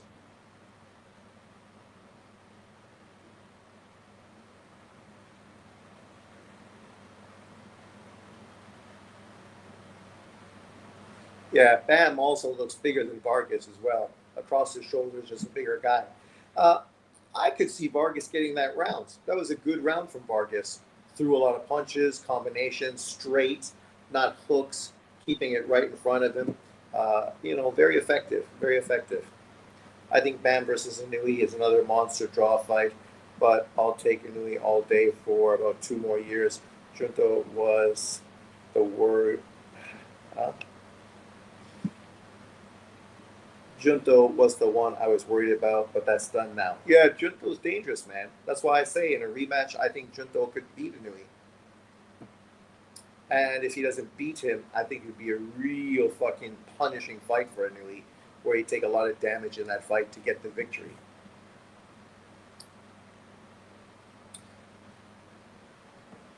But round 2, that was a very good round for Vargas. Good game plan.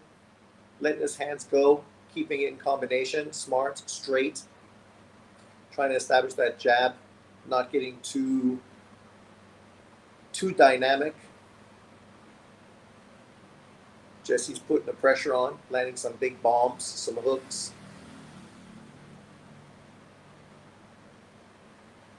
Oh, nice foot movement and counter left from Jesse. Jesse is just such a dynamic fighter. The foot movement, the punch angles.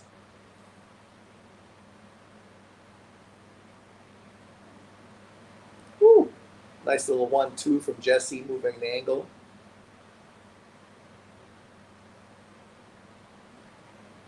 Good left. That straightened up Vargas's leg. Good counter left from Vargas. Vargas going to have to show some dog in this fight if he's going to fucking do well moving forward.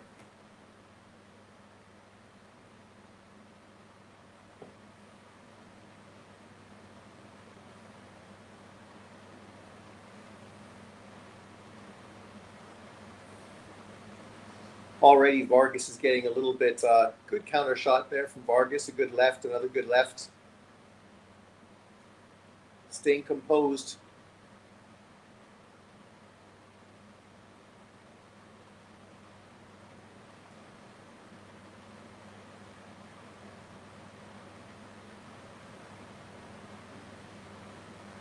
Good counter shot from Vargas.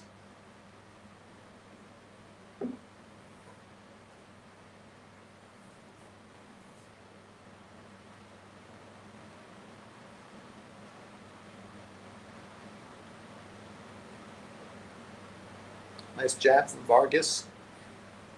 Pez dispensering Bam's head.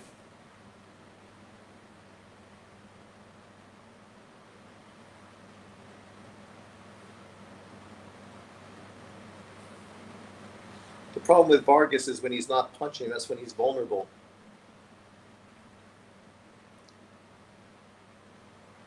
Jesse's investing a lot in the lower body, breaking him down. Good left to the head from a Jesse. Good body punch. Good combination from Vargas. Vargas is still very effective in round 2, but I definitely think Jesse upped the ante in this round.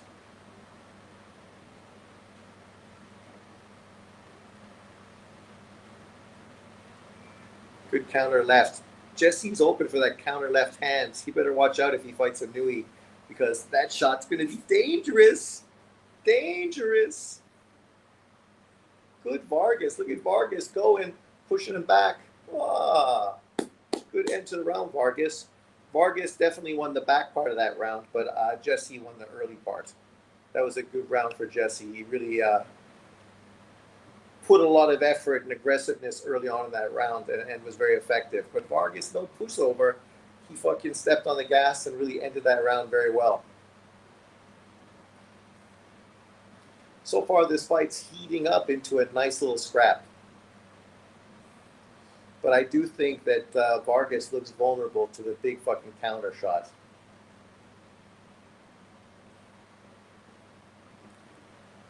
As I said, when he's throwing punches, he's very effective. But when he's waiting, that's when Jesse's just fucking feasting on him.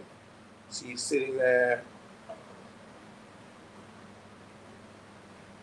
You're sitting there, he's moving, changing angles, hitting you with short lefts.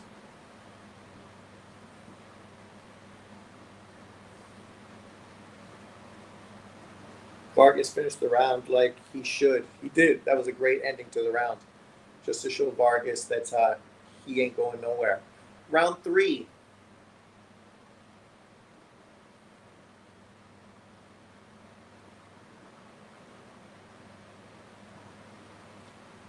The one thing Jesse's not nearly as effective with, that Lomachenko was effective with, is straight punches down the middle. Obviously, he's more of a power puncher, so he's got a little bit more of those hooks when he changes angles. Whereas Lomachenko tried to keep his punches a lot straighter, short, compact, and had a lot of effectiveness with that. Jesse doesn't throw that many of those punches when he comes in, changing angles.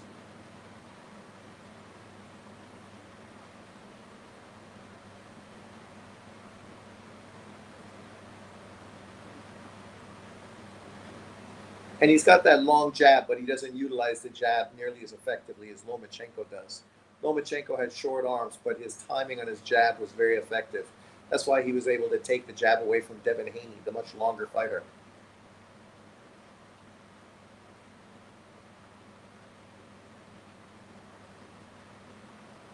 I think that's smart for Vargas, putting his shoulder in when he changed his angle like that. You're protecting yourself. You're defensive. Keep your hand up on your chin for that left hand. Bump him off with your shoulder.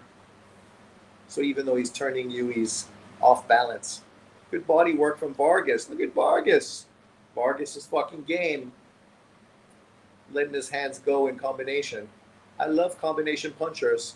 The problem with dudes like fucking Shakur, Haney, Hitchens, these dudes never throw fucking combinations. And I said, you don't need to fucking throw lots of combinations, but every round you should at least throw 2 or 3 combinations. right? Because it looks good. It grabs the judge's attention. It helps you win a round because you grab people's fucking attention. Maybe these guys are too young to remember Sugar Ray Leonard, but that's what Leonard did specifically against Marvin Hagler to steal their fight from Hagler, right? Flurrying, letting his hands go in combination. Whether punches were landing or not, it still grabs people's attention, grabs the crowd's attention, gets them behind you. The judges fucking see the combination punching. They're not even sure if punches are landing, but they see you doing it and they figure you're being effective.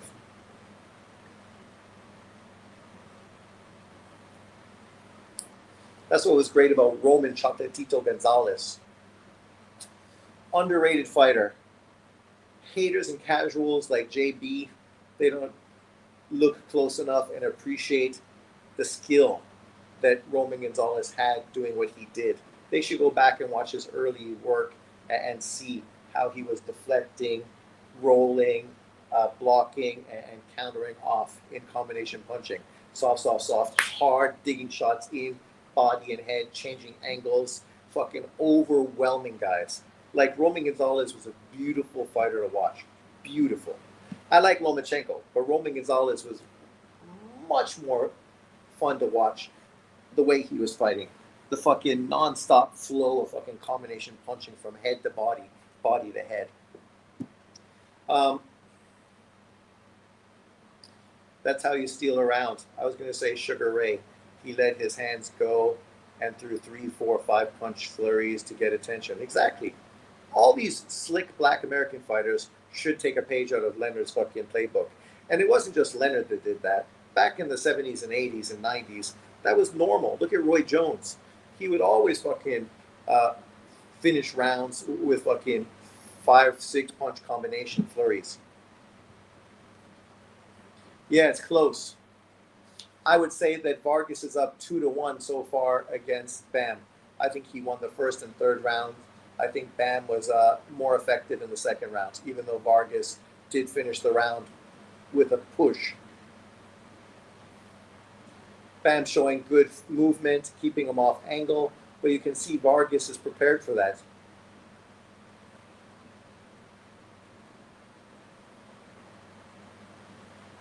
What he does is when he turns, he closes the gap with his shoulder, right?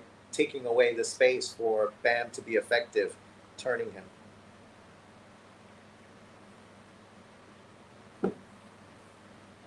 Gets his balance and then throws combinations. Oh, nice left hand from Vargas.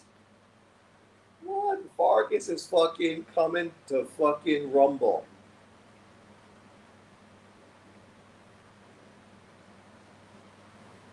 Like I said before this fight, even if Vargas loses this fight, but really comes in and performs to a real high level, this makes his name. He doesn't lose anything if he loses to Bam in a close, competitive fight.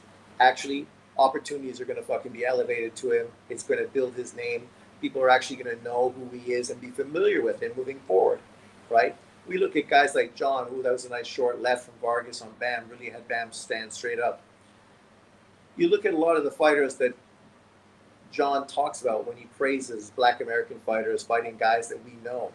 A lot of the guys we know were guys that got beat by other fighters. We know them because they had been beaten already. Not that they were these dominant, undefeated fighters. They were fighters who'd already been beaten. But guys that John likes beat them, and they were names, so we knew who they were. He was fighting recognized opponents, even though guys who'd already been beaten. Guys we knew because they'd been beaten.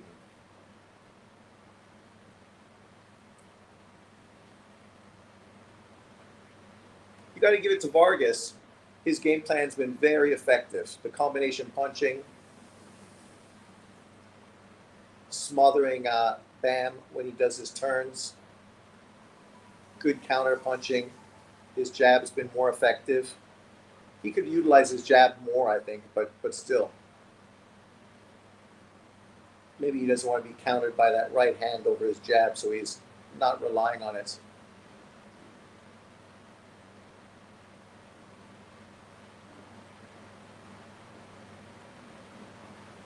Look at him. Whoa. Vargas. I think Vargas won that round too. Right now, if you're telling me I got Vargas up 3-1 over Bam Rodriguez after 4 rounds, the kid is fighting fucking a great fight. Great fight. Of course, all those channels that didn't talk about this fight in the build-up, they'll all be talking about it if Bam fucking loses, all the fucking shit on Bam and talk about him being exposed, right? We know what's going to happen. You're not going to talk about fighters in the build-up, but you're more than happy to fucking hate on a fighter afterwards. Good shot by Bam. I got it 3-1 for Vargas. Yeah, I always felt that Nakatani Junto would beat Bam Rodriguez. Taller, bigger, hard puncher, right? I always felt that Bam Rodriguez team was blatantly ducking Junto Nakatani. I saw Roman live on the undercard of Gigi Lemieux fight, and he was incredible. Incredible, right? I don't think people really appreciate what he was doing when he was doing it and how he was doing it. Because they were so fucking bent out of shape that he was number 1 pound for pound over fucking Andre Ward. I didn't even see a punch land. What happened? You got hit by that counter left, but I didn't even notice. That's the problem with Bam. It's the power. You're down 3 rounds to 1, and now you're going to end up scoring the knockout. Try to hold. Good counter left from fucking Vargas. Keep your hands up, Vargas. There you are. Grab him. Hold him. Yeah. Smother him.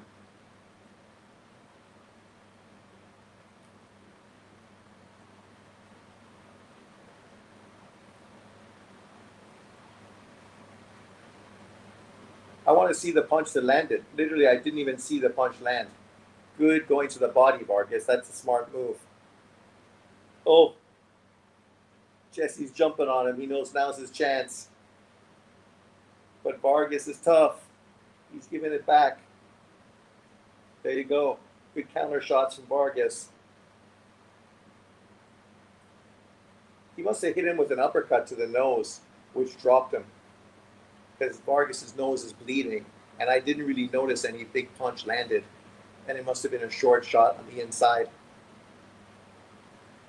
You can hold him, Vargas. There you go.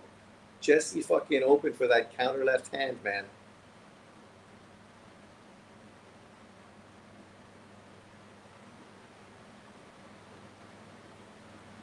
Nice uppercut. Good combination from Vargas. Go Vargas. That's a nice little fucking combo. He's game. He's tough. Oh, another good left hand counter from Vargas. Vargas don't have any power, or else Jesse might have fucking already been dropped. Because now Jesse's stepping back to take a breather. Because he's getting pieced up with some good shots. This is a good way throwing his head in there. Hold him, hold him. That's it. You're almost through the round. You can fucking smother his work. You're not going to win the round, but you can fucking stop any damage.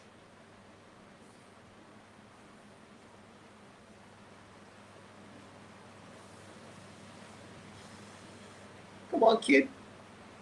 Nice body shot. Look at Vargas. Ending strong. Ending strong. Got Jesse on the ropes. Yeah. Whoa. Vargas. Respect. Getting dropped. Fucking really coming out and fucking fighting well to finish that round. Not getting overwhelmed and stopped because it looked like that was the opportunity for Bam to go in there and fucking run over him. Show us the replay, man. Come on. What the fuck? I didn't even see the punch that landed. I just saw him drop to the ground.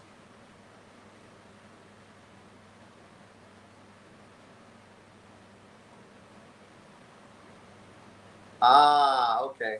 The fucking left hand from the outside.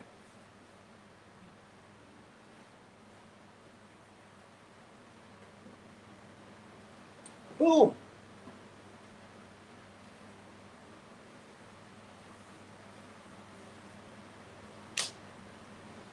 Oh, just when you thought it was going to be a close fight, he's at his own level. Inui is generationally is clearly a level above the other top boxers in the sport. Probably a bit of both.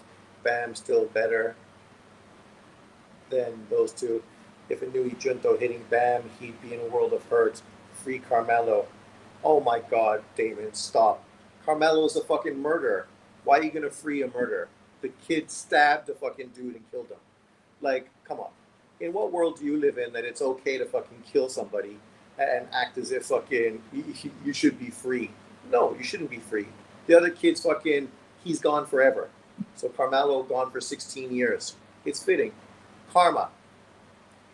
Keep your fucking knife in your pocket, you stupid motherfucker. Like, you could have got up and walked out of that tent at any fucking moment. He could have de-escalated that situation, but he chose violence. Carmelo chose violence. And now he's fucking going to be raped and treated like somebody's bitch in the joint because he's a fucking little kid. I thought he got slept with that punch. Me too. The way he fucking laid on the ground, it looked like he wasn't going to come back from that. Oh, another short shot. This one is done. Oh, yes. He's done. 6-round stoppage from Bam. It was a great performance of Vargas, but you knew the power and explosiveness was always the problem with Bam. But Bam in his third weight division, he was fucking getting pieced up, countered with fucking great left hands, hit with combination punches all day. Like, it shows you, man, when you move up in weight divisions, the shit gets tougher. It ain't that easy anymore.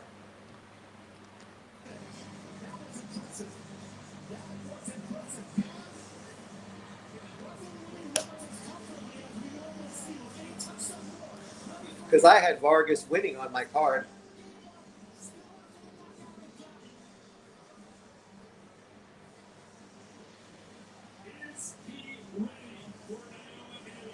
What are you talking about, Damon? He stabbed a kid in the heart with a knife. He murdered a kid. That's murder. Every country in the world, in America, you're going to go to jail for murdering someone. He could have got up and left. He was in no position where he couldn't have left, where he had to fucking use violence. He chose violence, Damon. But maybe this says something about you and your culture. Fucking violent. Right? That's why most violent crimes in America are done by people that look like you. Because this is the mentality you have. This mentality. Like, it's not okay to fucking kill people. It's not. Don't matter what color. It's not okay to kill people. When you could get up and walk away, but you chose violence, you deserve to fucking go to jail. And they were good with him. He didn't get life in prison. He'll be out in probably 15 years. But that kid is never coming back. Sean is getting black fatigue. I am, because of social media and people like Damon. Like, Damon is the problem. People like this. Damon could fucking be real and not even bring this conversation up. But Damon purposely came on to fucking push this bullshit. Zimmerman, see, now you're deflecting. What does this particular case have to do with Zimmerman? That kid chose violence against Zimmerman too. He didn't just walk away. They fucking were rolling on the ground, fucking scrapping it out. And Zimmerman was a security guard of an area that kid should not have been in it. Do I think what Zimmerman did was good? I don't know. I don't even know the specifics. Like Chow chasing a kid with a gun. Who had a gun? You don't see me fucking capping for fucking Chow on social media. But here you are capping for a murderer because he's black like you. All you care about is the fact he's black like you. He killed a guy. Both kids tried to defend himself. No. See, Damon, you're fucking stupid. You've been to track and field, you dumb motherfucker. You're in somebody else's tent. They ask you to fucking leave 15 times. You choose not to leave. You say, touch me, see what happens. Touch me, see what happens. Who's the one instigating violence? Who's the one that reached into his bag, pulled out a knife, and fucking stabbed the kid? Damon, you just look like a fucking idiot. You've been to track and field events. There's teachers everywhere. You don't need to fucking choose violence. He chose violence. He's in another school's fucking tent, and he chose violence. Don't put your hand on someone. Shut the fuck up. Shut the fuck up. Someone touching you does not fucking give you the fucking right to fucking kill someone. If it did, you wouldn't be fucking complaining that Zimmerman killed the black kid. Because that black kid put his hands on Zimmerman. So then Zimmerman was justified to kill him. Right? See, you're contradicting yourself. We know with you, it's all fucking race. Unfortunately, your culture is fucking violent. Look at the music. Look at everything. Your culture is violent. You know your culture is violent. You won't fucking hang out with your people because you know they're fucking violent. But then you're going to come here on social media and talk a load of bullshit. Stop, man. You live in fucking Baltimore. Had the highest fucking murder fucking rate in America. Meaning that you're not walking outside at night in these areas because of black people like you. White people weren't killing people. Black people like you. Chicago. Who's killing people in Chicago? Every weekend people getting killed. Black people like you. Killing black people like you. But now you're offended because a black guy kills a white dude and goes to jail. Don't worry. Plenty of black people like you killing other black people. Maybe they're not going to jail. So, you can feel justified that they're still in the streets killing more black people. And that's why nobody wants to live in your community. Nobody wants you living in their community. Because everywhere you go is fucking violence. Everything is violence. You can't de-escalate. You can't walk away. You need to escalate. Oh, he touched me. Now I can fucking pull out a gun and shoot him. Really? Okay. Your culture is making itself look like a bunch of animals. And then you get upset when people fucking call you animals by seeing it on social media. Sorry, that's what people see. So that's what people believe. You want to change it? Then stop fucking being violent and stop supporting violence. You don't see white people all over social media fucking supporting mass shooters. Going, oh, he's a small little transgender kid that was bullied at school. He fucking was bullied. People touched him. Every day people were fucking offending him. He had to pull a gun at school and shoot everybody he saw. You don't see anyone fucking defending these people. But here's your culture defending a fucking murderer who killed a fucking kid at a track and field event. Where there was teachers everywhere. He could have just said, teacher! But he didn't. He chose violence. And you're fucking gonna defend him because he's black like you. Even though we know people like you are the most violent fucking group of people in America. That's fact. Violent crimes are done disproportionately by people that look like you, Damon. Doesn't mean other people don't do it, but your people do it more than everyone. Fighting people fucking at the drive-thru fucking restaurants, throwing fucking coal at people because they didn't get the fucking French fries they ordered. I mean, Jesus fucking Christ. Throwing chairs off of fucking boats on fucking party yachts. Oh my God. Dude, stop. Black American culture is violent. They won't take accountability. They want to scream justice for Camelo, but they don't want. They don't care about the fact that blacks kill each other over 10,000 times a year. That's it. You're killing yourself, right? Black Lives Matter didn't even address it. Didn't care about black people killing black people. Cared about the one person that was killed by a cop, as opposed to the 10,000 people killed by black people in the communities. Why aren't you guys saying you should keep your hands to yourself? Once again, deflecting. You can't stab someone because he pushes you. I can push you, Damon. If you stab me, you're fucking going to jail for murder. Especially when you instigated it. When you could have got up and fucking walked away. Did you get up and walk away? Or did you fucking threaten me? Threaten me, sit there and fucking provoke me until I did this and then you stabbed me. Come on, man. You're part of the problem, Damon. Unfortunately, you're part of the problem. Your community fucking gotta be better. Your community gotta be better. There's people all over social media pissing on fucking the victim's grave, right? That would be you. You probably fucking got a post on your TikTok doing that too. Damon should be deported halfway back to Africa, but Africa don't want them. Africa don't want black Americans. They don't mind the culture, the music, the swag, the hip hop, but they don't want the people. They don't want this violence fucking in Africa. They don't need it. They got enough of their own violence. Damon, how are they biased? Who's biased? So, all white. See, once again, Damon, are you stupid? The jury wasn't all white, you fucking tard. There was Asians and fucking Latinos and white people in the jury. There was no black people. But how could you have black people? Look at you. You're all fucking biased. You're not going to take fucking facts. You're going to say, you shouldn't have touched him. It was clear cut case. You literally fucking stabbed a kid who was unarmed and you fucking killed him in front of a bunch of witnesses, black and white witnesses, who all fucking sold you out to the jury. Black witnesses said that he fucking murdered him. Black people watched the fucking event and said that fucking he was wrong. But you're gonna fucking buy into fucking the social media outcry of people that are exploiting fucking another situation to try to put money in their pockets. That's you, Damon. Same thing you do in the boxing community, which is why we scratch our head and think, what the fuck's wrong with these people? Literally. If you make excuses for anyone that intentionally killed a person, something is wrong with you. Wrong with you. You never see white people making excuses for fucking mass shooters. You guys always love to say, white people commit all the mass shooters. Black people don't do that. And no white people fucking defends it. No white people. You don't have communities, protests. You don't have organizations defending fucking mass shooters. You don't have that.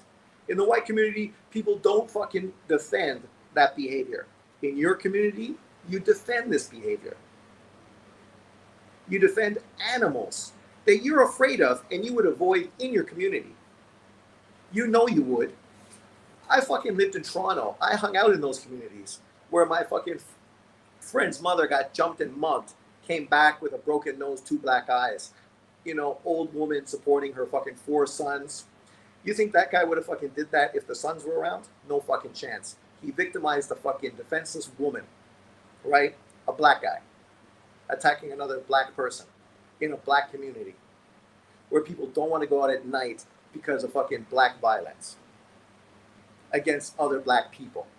But you can defend it because it just exposes you, Damon, for the same reason we expose you in boxing conversation, because it's the same fucking mentality. Same mentality. We're a victim. We're the victim. Carmelo's the victim.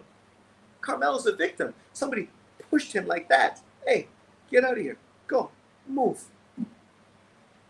Damon, you deserve to be in prison with him defending the murder of a kid. It's going to be really bad for Damon when Jim Crow comes back because of his behavior.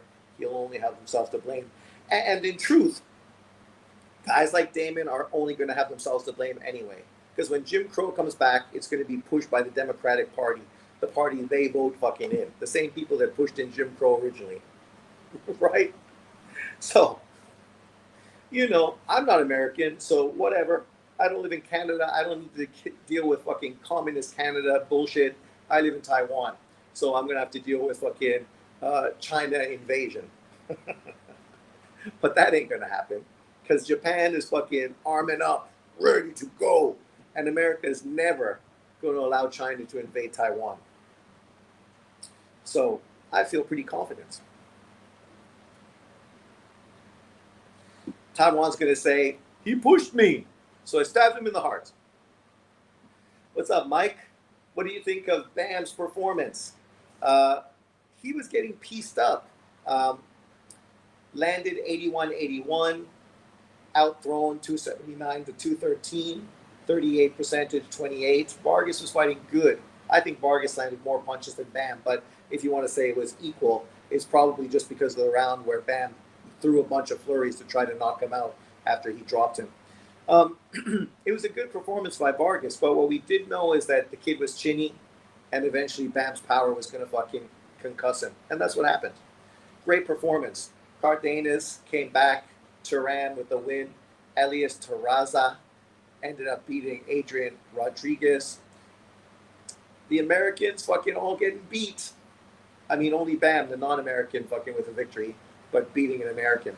But outside of that, all the other Americans got beat. Mexico 2 wins. Turkey 1 win. American boxing. Uh-oh. Who do you favor between Inouye and Bam right now? And I don't get a chance to watch the fight. You can watch it. It's only 6 rounds, so it'll be easy to rewatch. Inouye with the win. After today's fight, even more confident that Inouye's going to win. My bad. Y'all supposed to be talking about boxing until I triggered Sean. Let's talk boxing, fellas. But that's my point. Dudes coming here and creating fucking racial fucking issues. Talk boxing. Why are you bringing this shit here? Because you're purposely trying to create fucking issues. Like, Bam's a great fighter and explosive, creative. But today we saw him literally being fucking pieced up by a dude that threw fucking combination punches, straight shots down the middle. And no, you're the only person in fucking the world now after today's performance that thinks this version of Bam beats Inouye. Bam moved up to his 3rd weight division and fucking was losing the fight on the cards.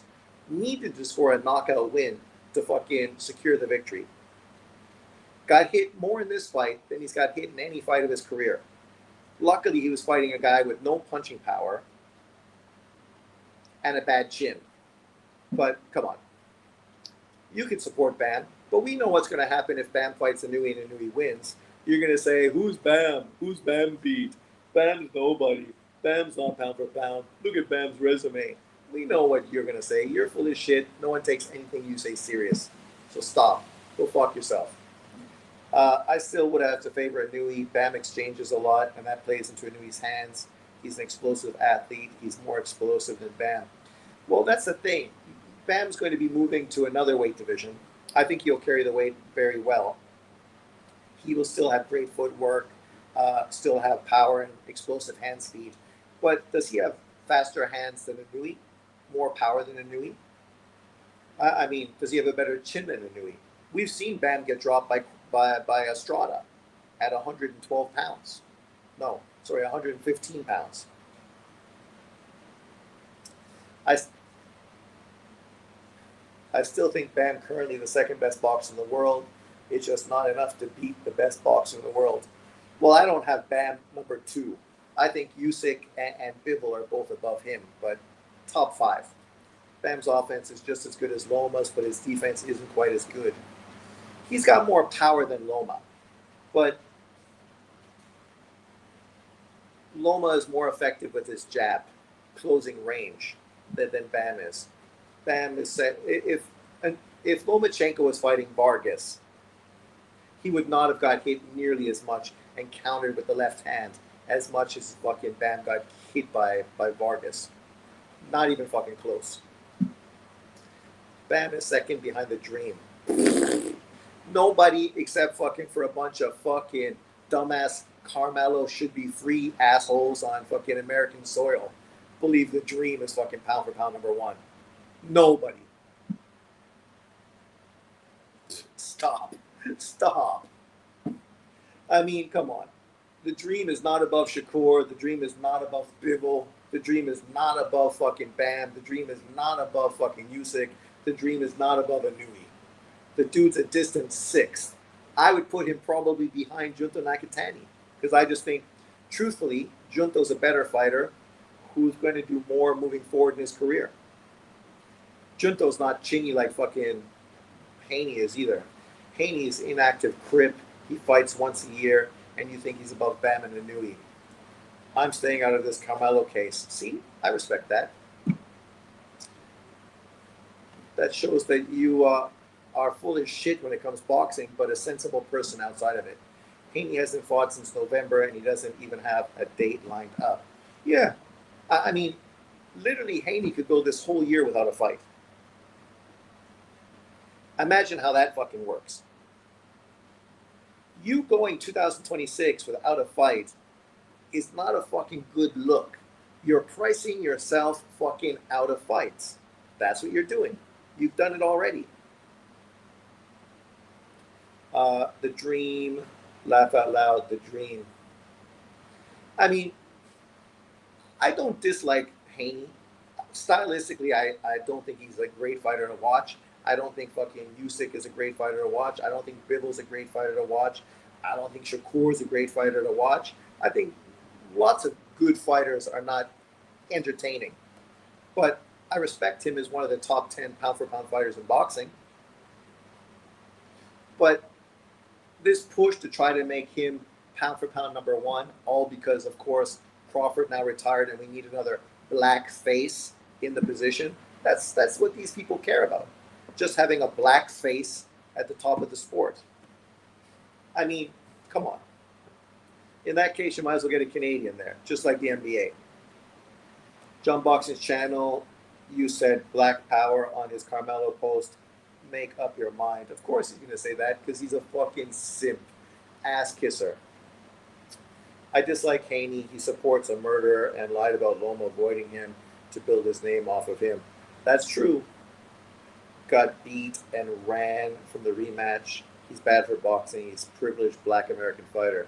He's definitely privileged, but I won't say that's a black American issue because there's quite a few Mexican American kids that are also fucking privileged dudes as well. Fucking David Benavidez, the perfect example. The whole PBC stable, man. They literally were fucking privileged fighters who were hyped up and all fucking exposed. Haney's not a PBC fighter, but, you know, he's walking in the Floyd Mayweather footsteps. So basically he's a PBC fighter by subtraction, by elimination, by I can't think of the word that describes. You're not part of it, but basically you are. This was a good performance from Vargas. Vargas should be proud, but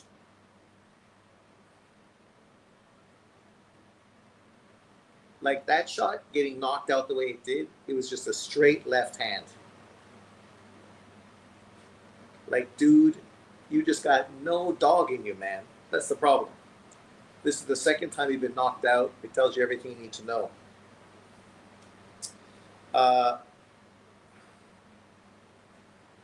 You're thinking of the word association. There you go. Yes, he's PBC by association. Thank you very much, Evan. Yes. Mark Chatto, you are talking about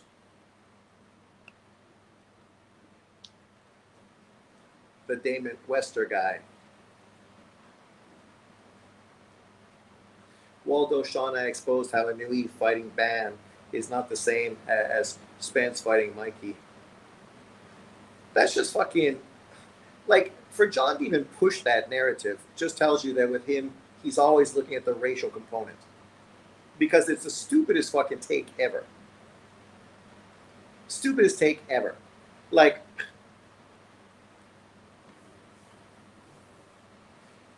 you think about Spence fighting Mikey. Spence had a unification fight at his weight division versus Bud Crawford. 2 pound-for-pound top 10 fighters, right? Who's that big dude, that kid?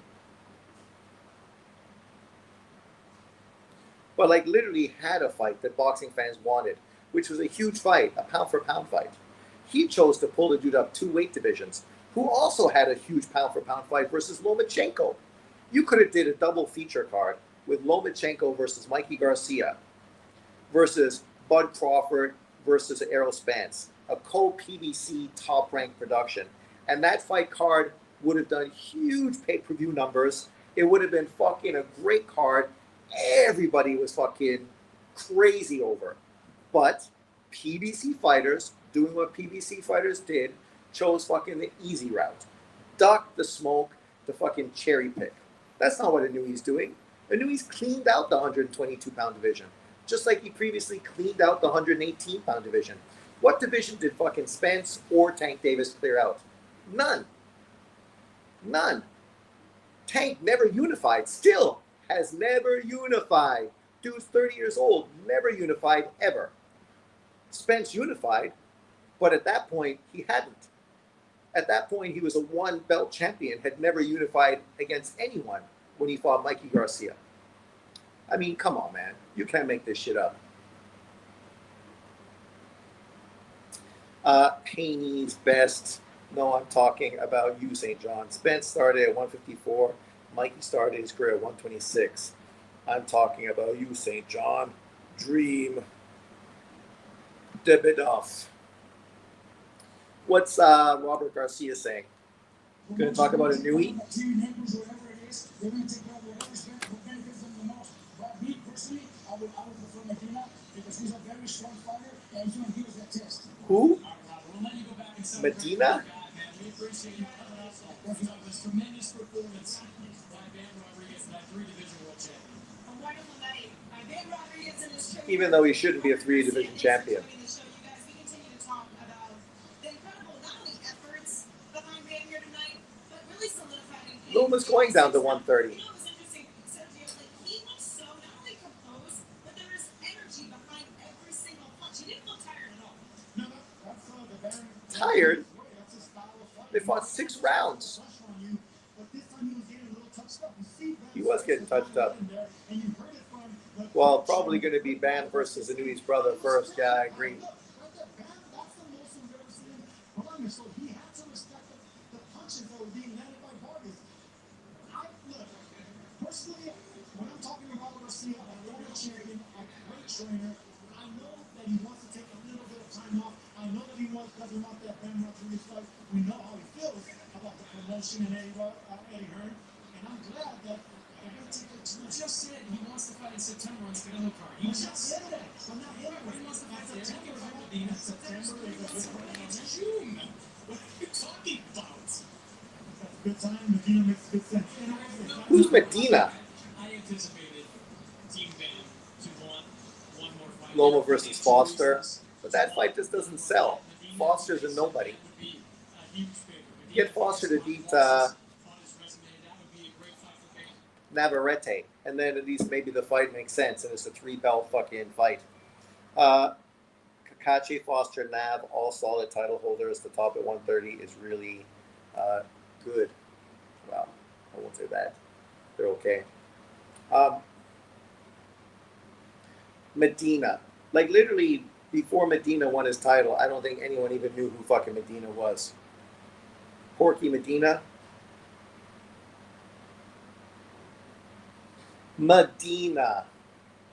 Christian Medina, Mexican. They're gonna have him fight on the card, the Canelo card.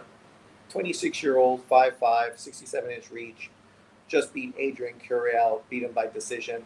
Won the title versus Takai, stopping him in 4 rounds to win the title. Prior to that, hadn't fought fucking anyone. Literally. Hadn't fought anyone. Beat a 11-0 Japanese champion, and then beat Adrian Curiel. 6 losses in his resume. Prior to that, he fought a guy who was 16-9, 12-0-1, 7-7-2, 19-26-2. Lost to Nishida, right, a world champion, and then fought a guy who was 6-4-2. Like this guy faced 2 world champions, got beat by one, beat the other, and then faced a top 10 contender maybe. And you want him to face Bam Rodriguez, this kid. 9 KOs in 27 fights, 19. Never been knocked out. Okay. 4 losses. Go back earlier in his career, he lost like some early fights, which were early. You can't really hold that against him. But like this was against bum-ass opponents. The one guy he beat was not bad. Better record than him. 12-0-1, beat him by split decision. Lost to a guy 10-2-1. Lost to a guy 4-4. And then, of course, lost to world champion Nishida, who got beat by Junto Nakatani. I mean, it's not a bad fight. It's a unification fight. But nobody knows who fucking Porky Medina is. Medina, WBO title holder. It would be a unification fight. Yeah. Unification fight. But, like, if you put that on Canelo undercard, I get it. Okay. It makes sense. You're trying to build Bam up. But in truth, it would make more sense for fucking Bam to go fight on the undercard of Inui against Inui's brother, which is also a unification fight in a fucking 80,000 stadium in Japan to get a career high payday. I can tell you to fight Porky Medina in unification on the Canelo undercard, he ain't going to make as much money as he get to fight Inui's brother.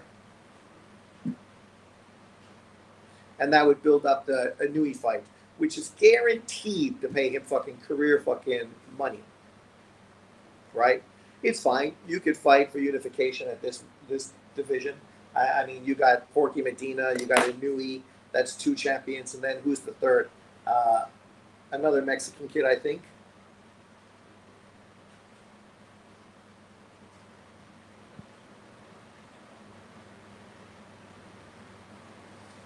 That girl's pretty sexy.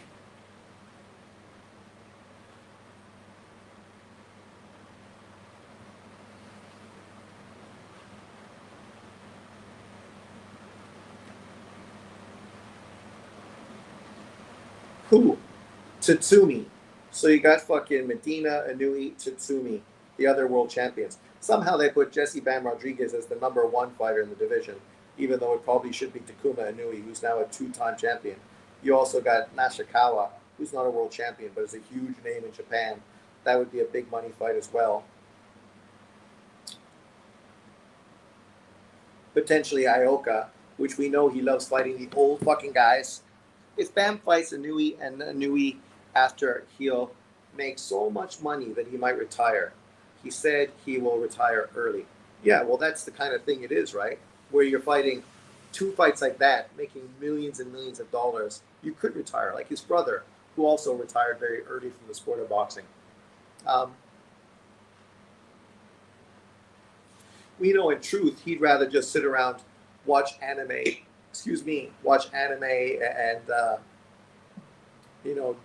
drink fucking bubble milk tea, right? He's a simple kid. But as far as today's fight, it definitely brings up questions about how he'd be successful against the monster. Because the punches he landed today wouldn't have dropped the monster the way they dropped this kid. And if he gets hit by the monster's left hand as much as he got hit by Vargas's left, he's going to be in some serious fucking trouble. Serious trouble, right? The monster's no joke. Vargas is a dude who's already been knocked out and has no real credible victories on his fucking resume. Let's just keep it 100. That's why I have Bam number 5 on my pound for pound list. I still have Haney and I still have David Benavidez behind him. But I have Shakur, Bivol, Usyk, and Inui all above him. And I think justifiably so. I think they should obviously all be ranked above Bam Rodriguez. Just like I think the guys above deserve to be above fucking Devin Haney and obviously David Benavidez.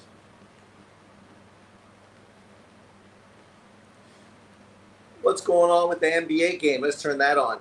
Bam's foot may have been what say him tonight. Huh? Bam's foot may have been what saved him tonight. His feet, for sure. Oh, New York's winning 94-90. Let's go Knicks. Finish it off. That would be fucking great. Huge. I would love it.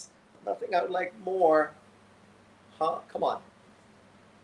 I don't want to watch the full game. Is the game over? Oh, New York won. Oh. Yes, New York. New York is the place I want to be. Speaking of fucking an old show, New York is where I want to be. You guys ever watch the show Green Acres? Green Acres is the place for me. Farm living is the life for me. New York. It's great for the NBA for New York to win and to pull off another close competitive game. Excellent. Congratulations. Wimby, douchebag. So I'm happy to see him fucking lose. Bivol has been too inactive against top comp, and Usyk looked awful in his last fight. I got Inui number 1, Bam number 2, clearly based on the eye test, accomplishments, and activity. How is Haney top 10? Undisputed. Three-way world champion. Spurs were winning. They blew it again. Of course they did. This is no shock, right? They're a young team. Young teams make fucking mistakes, right? This is where New York losing last year, that's what happens. You might not have played great during the season, but it's not about how you played during the season. It's what you learned last year in the playoffs and how you can fucking improve going into the next playoff series. And New York did that. Congratulations, New York. Brunson is unbelievable in the playoffs. Brunson had 45. 45? What? Brunson. He might be the best player in the NBA right now. Definitely one of the most impactful players for sure. Brunson gets fucking... He's underappreciated, undervalued for sure. Me, I thought fucking Dallas should have paid Brunson exactly what he wanted to keep him with fucking Luka. Luka and fucking Brunson, man, Dallas would have already won a fucking title. And Luka would still be in Dallas. Right? With that secondary score, I mean, and unlike Kyrie Irving, Brunson is fucking clutch. Remember Kyrie Irving against the Boston Celtics. What did he do in that series? Nothing. Like, that's the biggest series of your career. The disrespect you had for Boston when you were there and how much they hated you. You go there, you should have fucking tried to be fucking to Boston. But literally, you fucking got bullied like a baby brother, walked out with your tail between your legs, and Luka had to fucking do all the heavy lifting all by himself. So it's no wonder he ended up losing. Prime Luka and Brunson would have been a real dynasty. Yeah, then you just put good key parts around them, like New York, right? Like New York's a good team right now, but they don't have a secondary player that's fucking a Luka, which is why at times they struggled because Cat in the fourth quarter consistently didn't step up. First three quarters he was good. Fourth quarter he faded into oblivion, which is one reason why after last year's playoffs people thought he's just not a winner in the playoffs.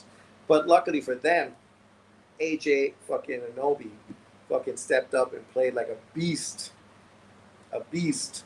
So congratulations, New York. For the NBA, this is great. New York winning another title. This is the first title they've won since what, 1972? Like in my lifetime they won already, but like not that I remember. I wasn't really watching NBA when New York won their titles. I mostly started watching the NBA after Magic Johnson and Larry Bird came into the NBA. Obviously, I was a Dr. J fan, but I wasn't really watching the NBA like that until those two guys came in. And then you had those two guys, East Coast, West Coast, and then, of course, I was a Dr. J fan. If Beterbiev can't get Benavidez, what's next for him? Beterbiev's going to fight Bivol in Russia for $20 million. That's what's next for them. They're probably going to drop one. Bivol's probably going to drop the WBO title because, of course, those sanctioning bodies always trying to get in the fucking way, always trying to fucking create shit, right? You know, where it doesn't need to be created. But that's what sanctioning bodies do. That's why if Zuffa fucking takes over the sport of boxing and turns it into a league like the NBA, the NFL, the MLB, the EPL, then what's the issue? I think it's great. Beautiful. Excellent.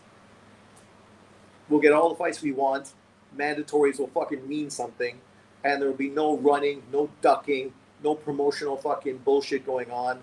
Like when a guy is number one fucking contender, he will get the world title fight. No ifs, ands, or fucking buts. Right? So I pray fucking Zuffa takes over boxing. And fuck the sanctioning bodies and these promotional companies that have ruined boxing for decades. Fuck them. Fuck them. We don't need them. Every sport has a fucking organization. Only boxing doesn't. And boxing is the sport that's suffering because of it. And fans suffer because of it as well. So let's create a fucking league and run it the way everyone else does. Sean, you should go live for RWS 200. What's that? It'll be a great card. What's RWS 200?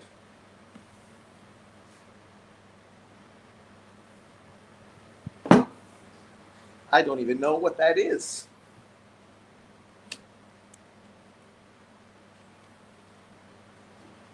Let me watch these highlights. New York. New York is where I want to be.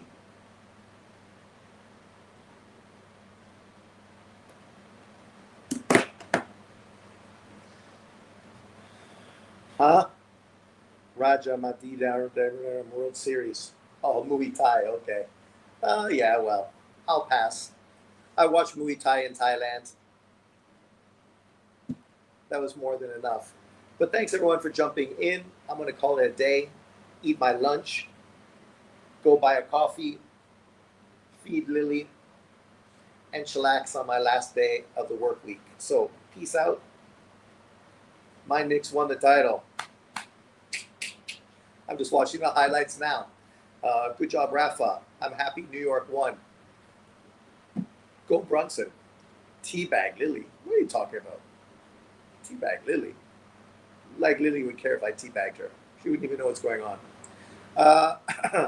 God is great. Thanks everyone for jumping in. Even Damon. But Damon, man, come on, dude. You should hold your culture to fucking higher level of fucking expectations. I hold my culture to high expectations. I don't like seeing fucking racist, vagrant, trailer park trash, fucking homeless drug users, fucking. I don't like seeing any of my people rolling that way. It disgusts me. I feel embarrassed. I roll in Taiwan and represent my culture fucking very well.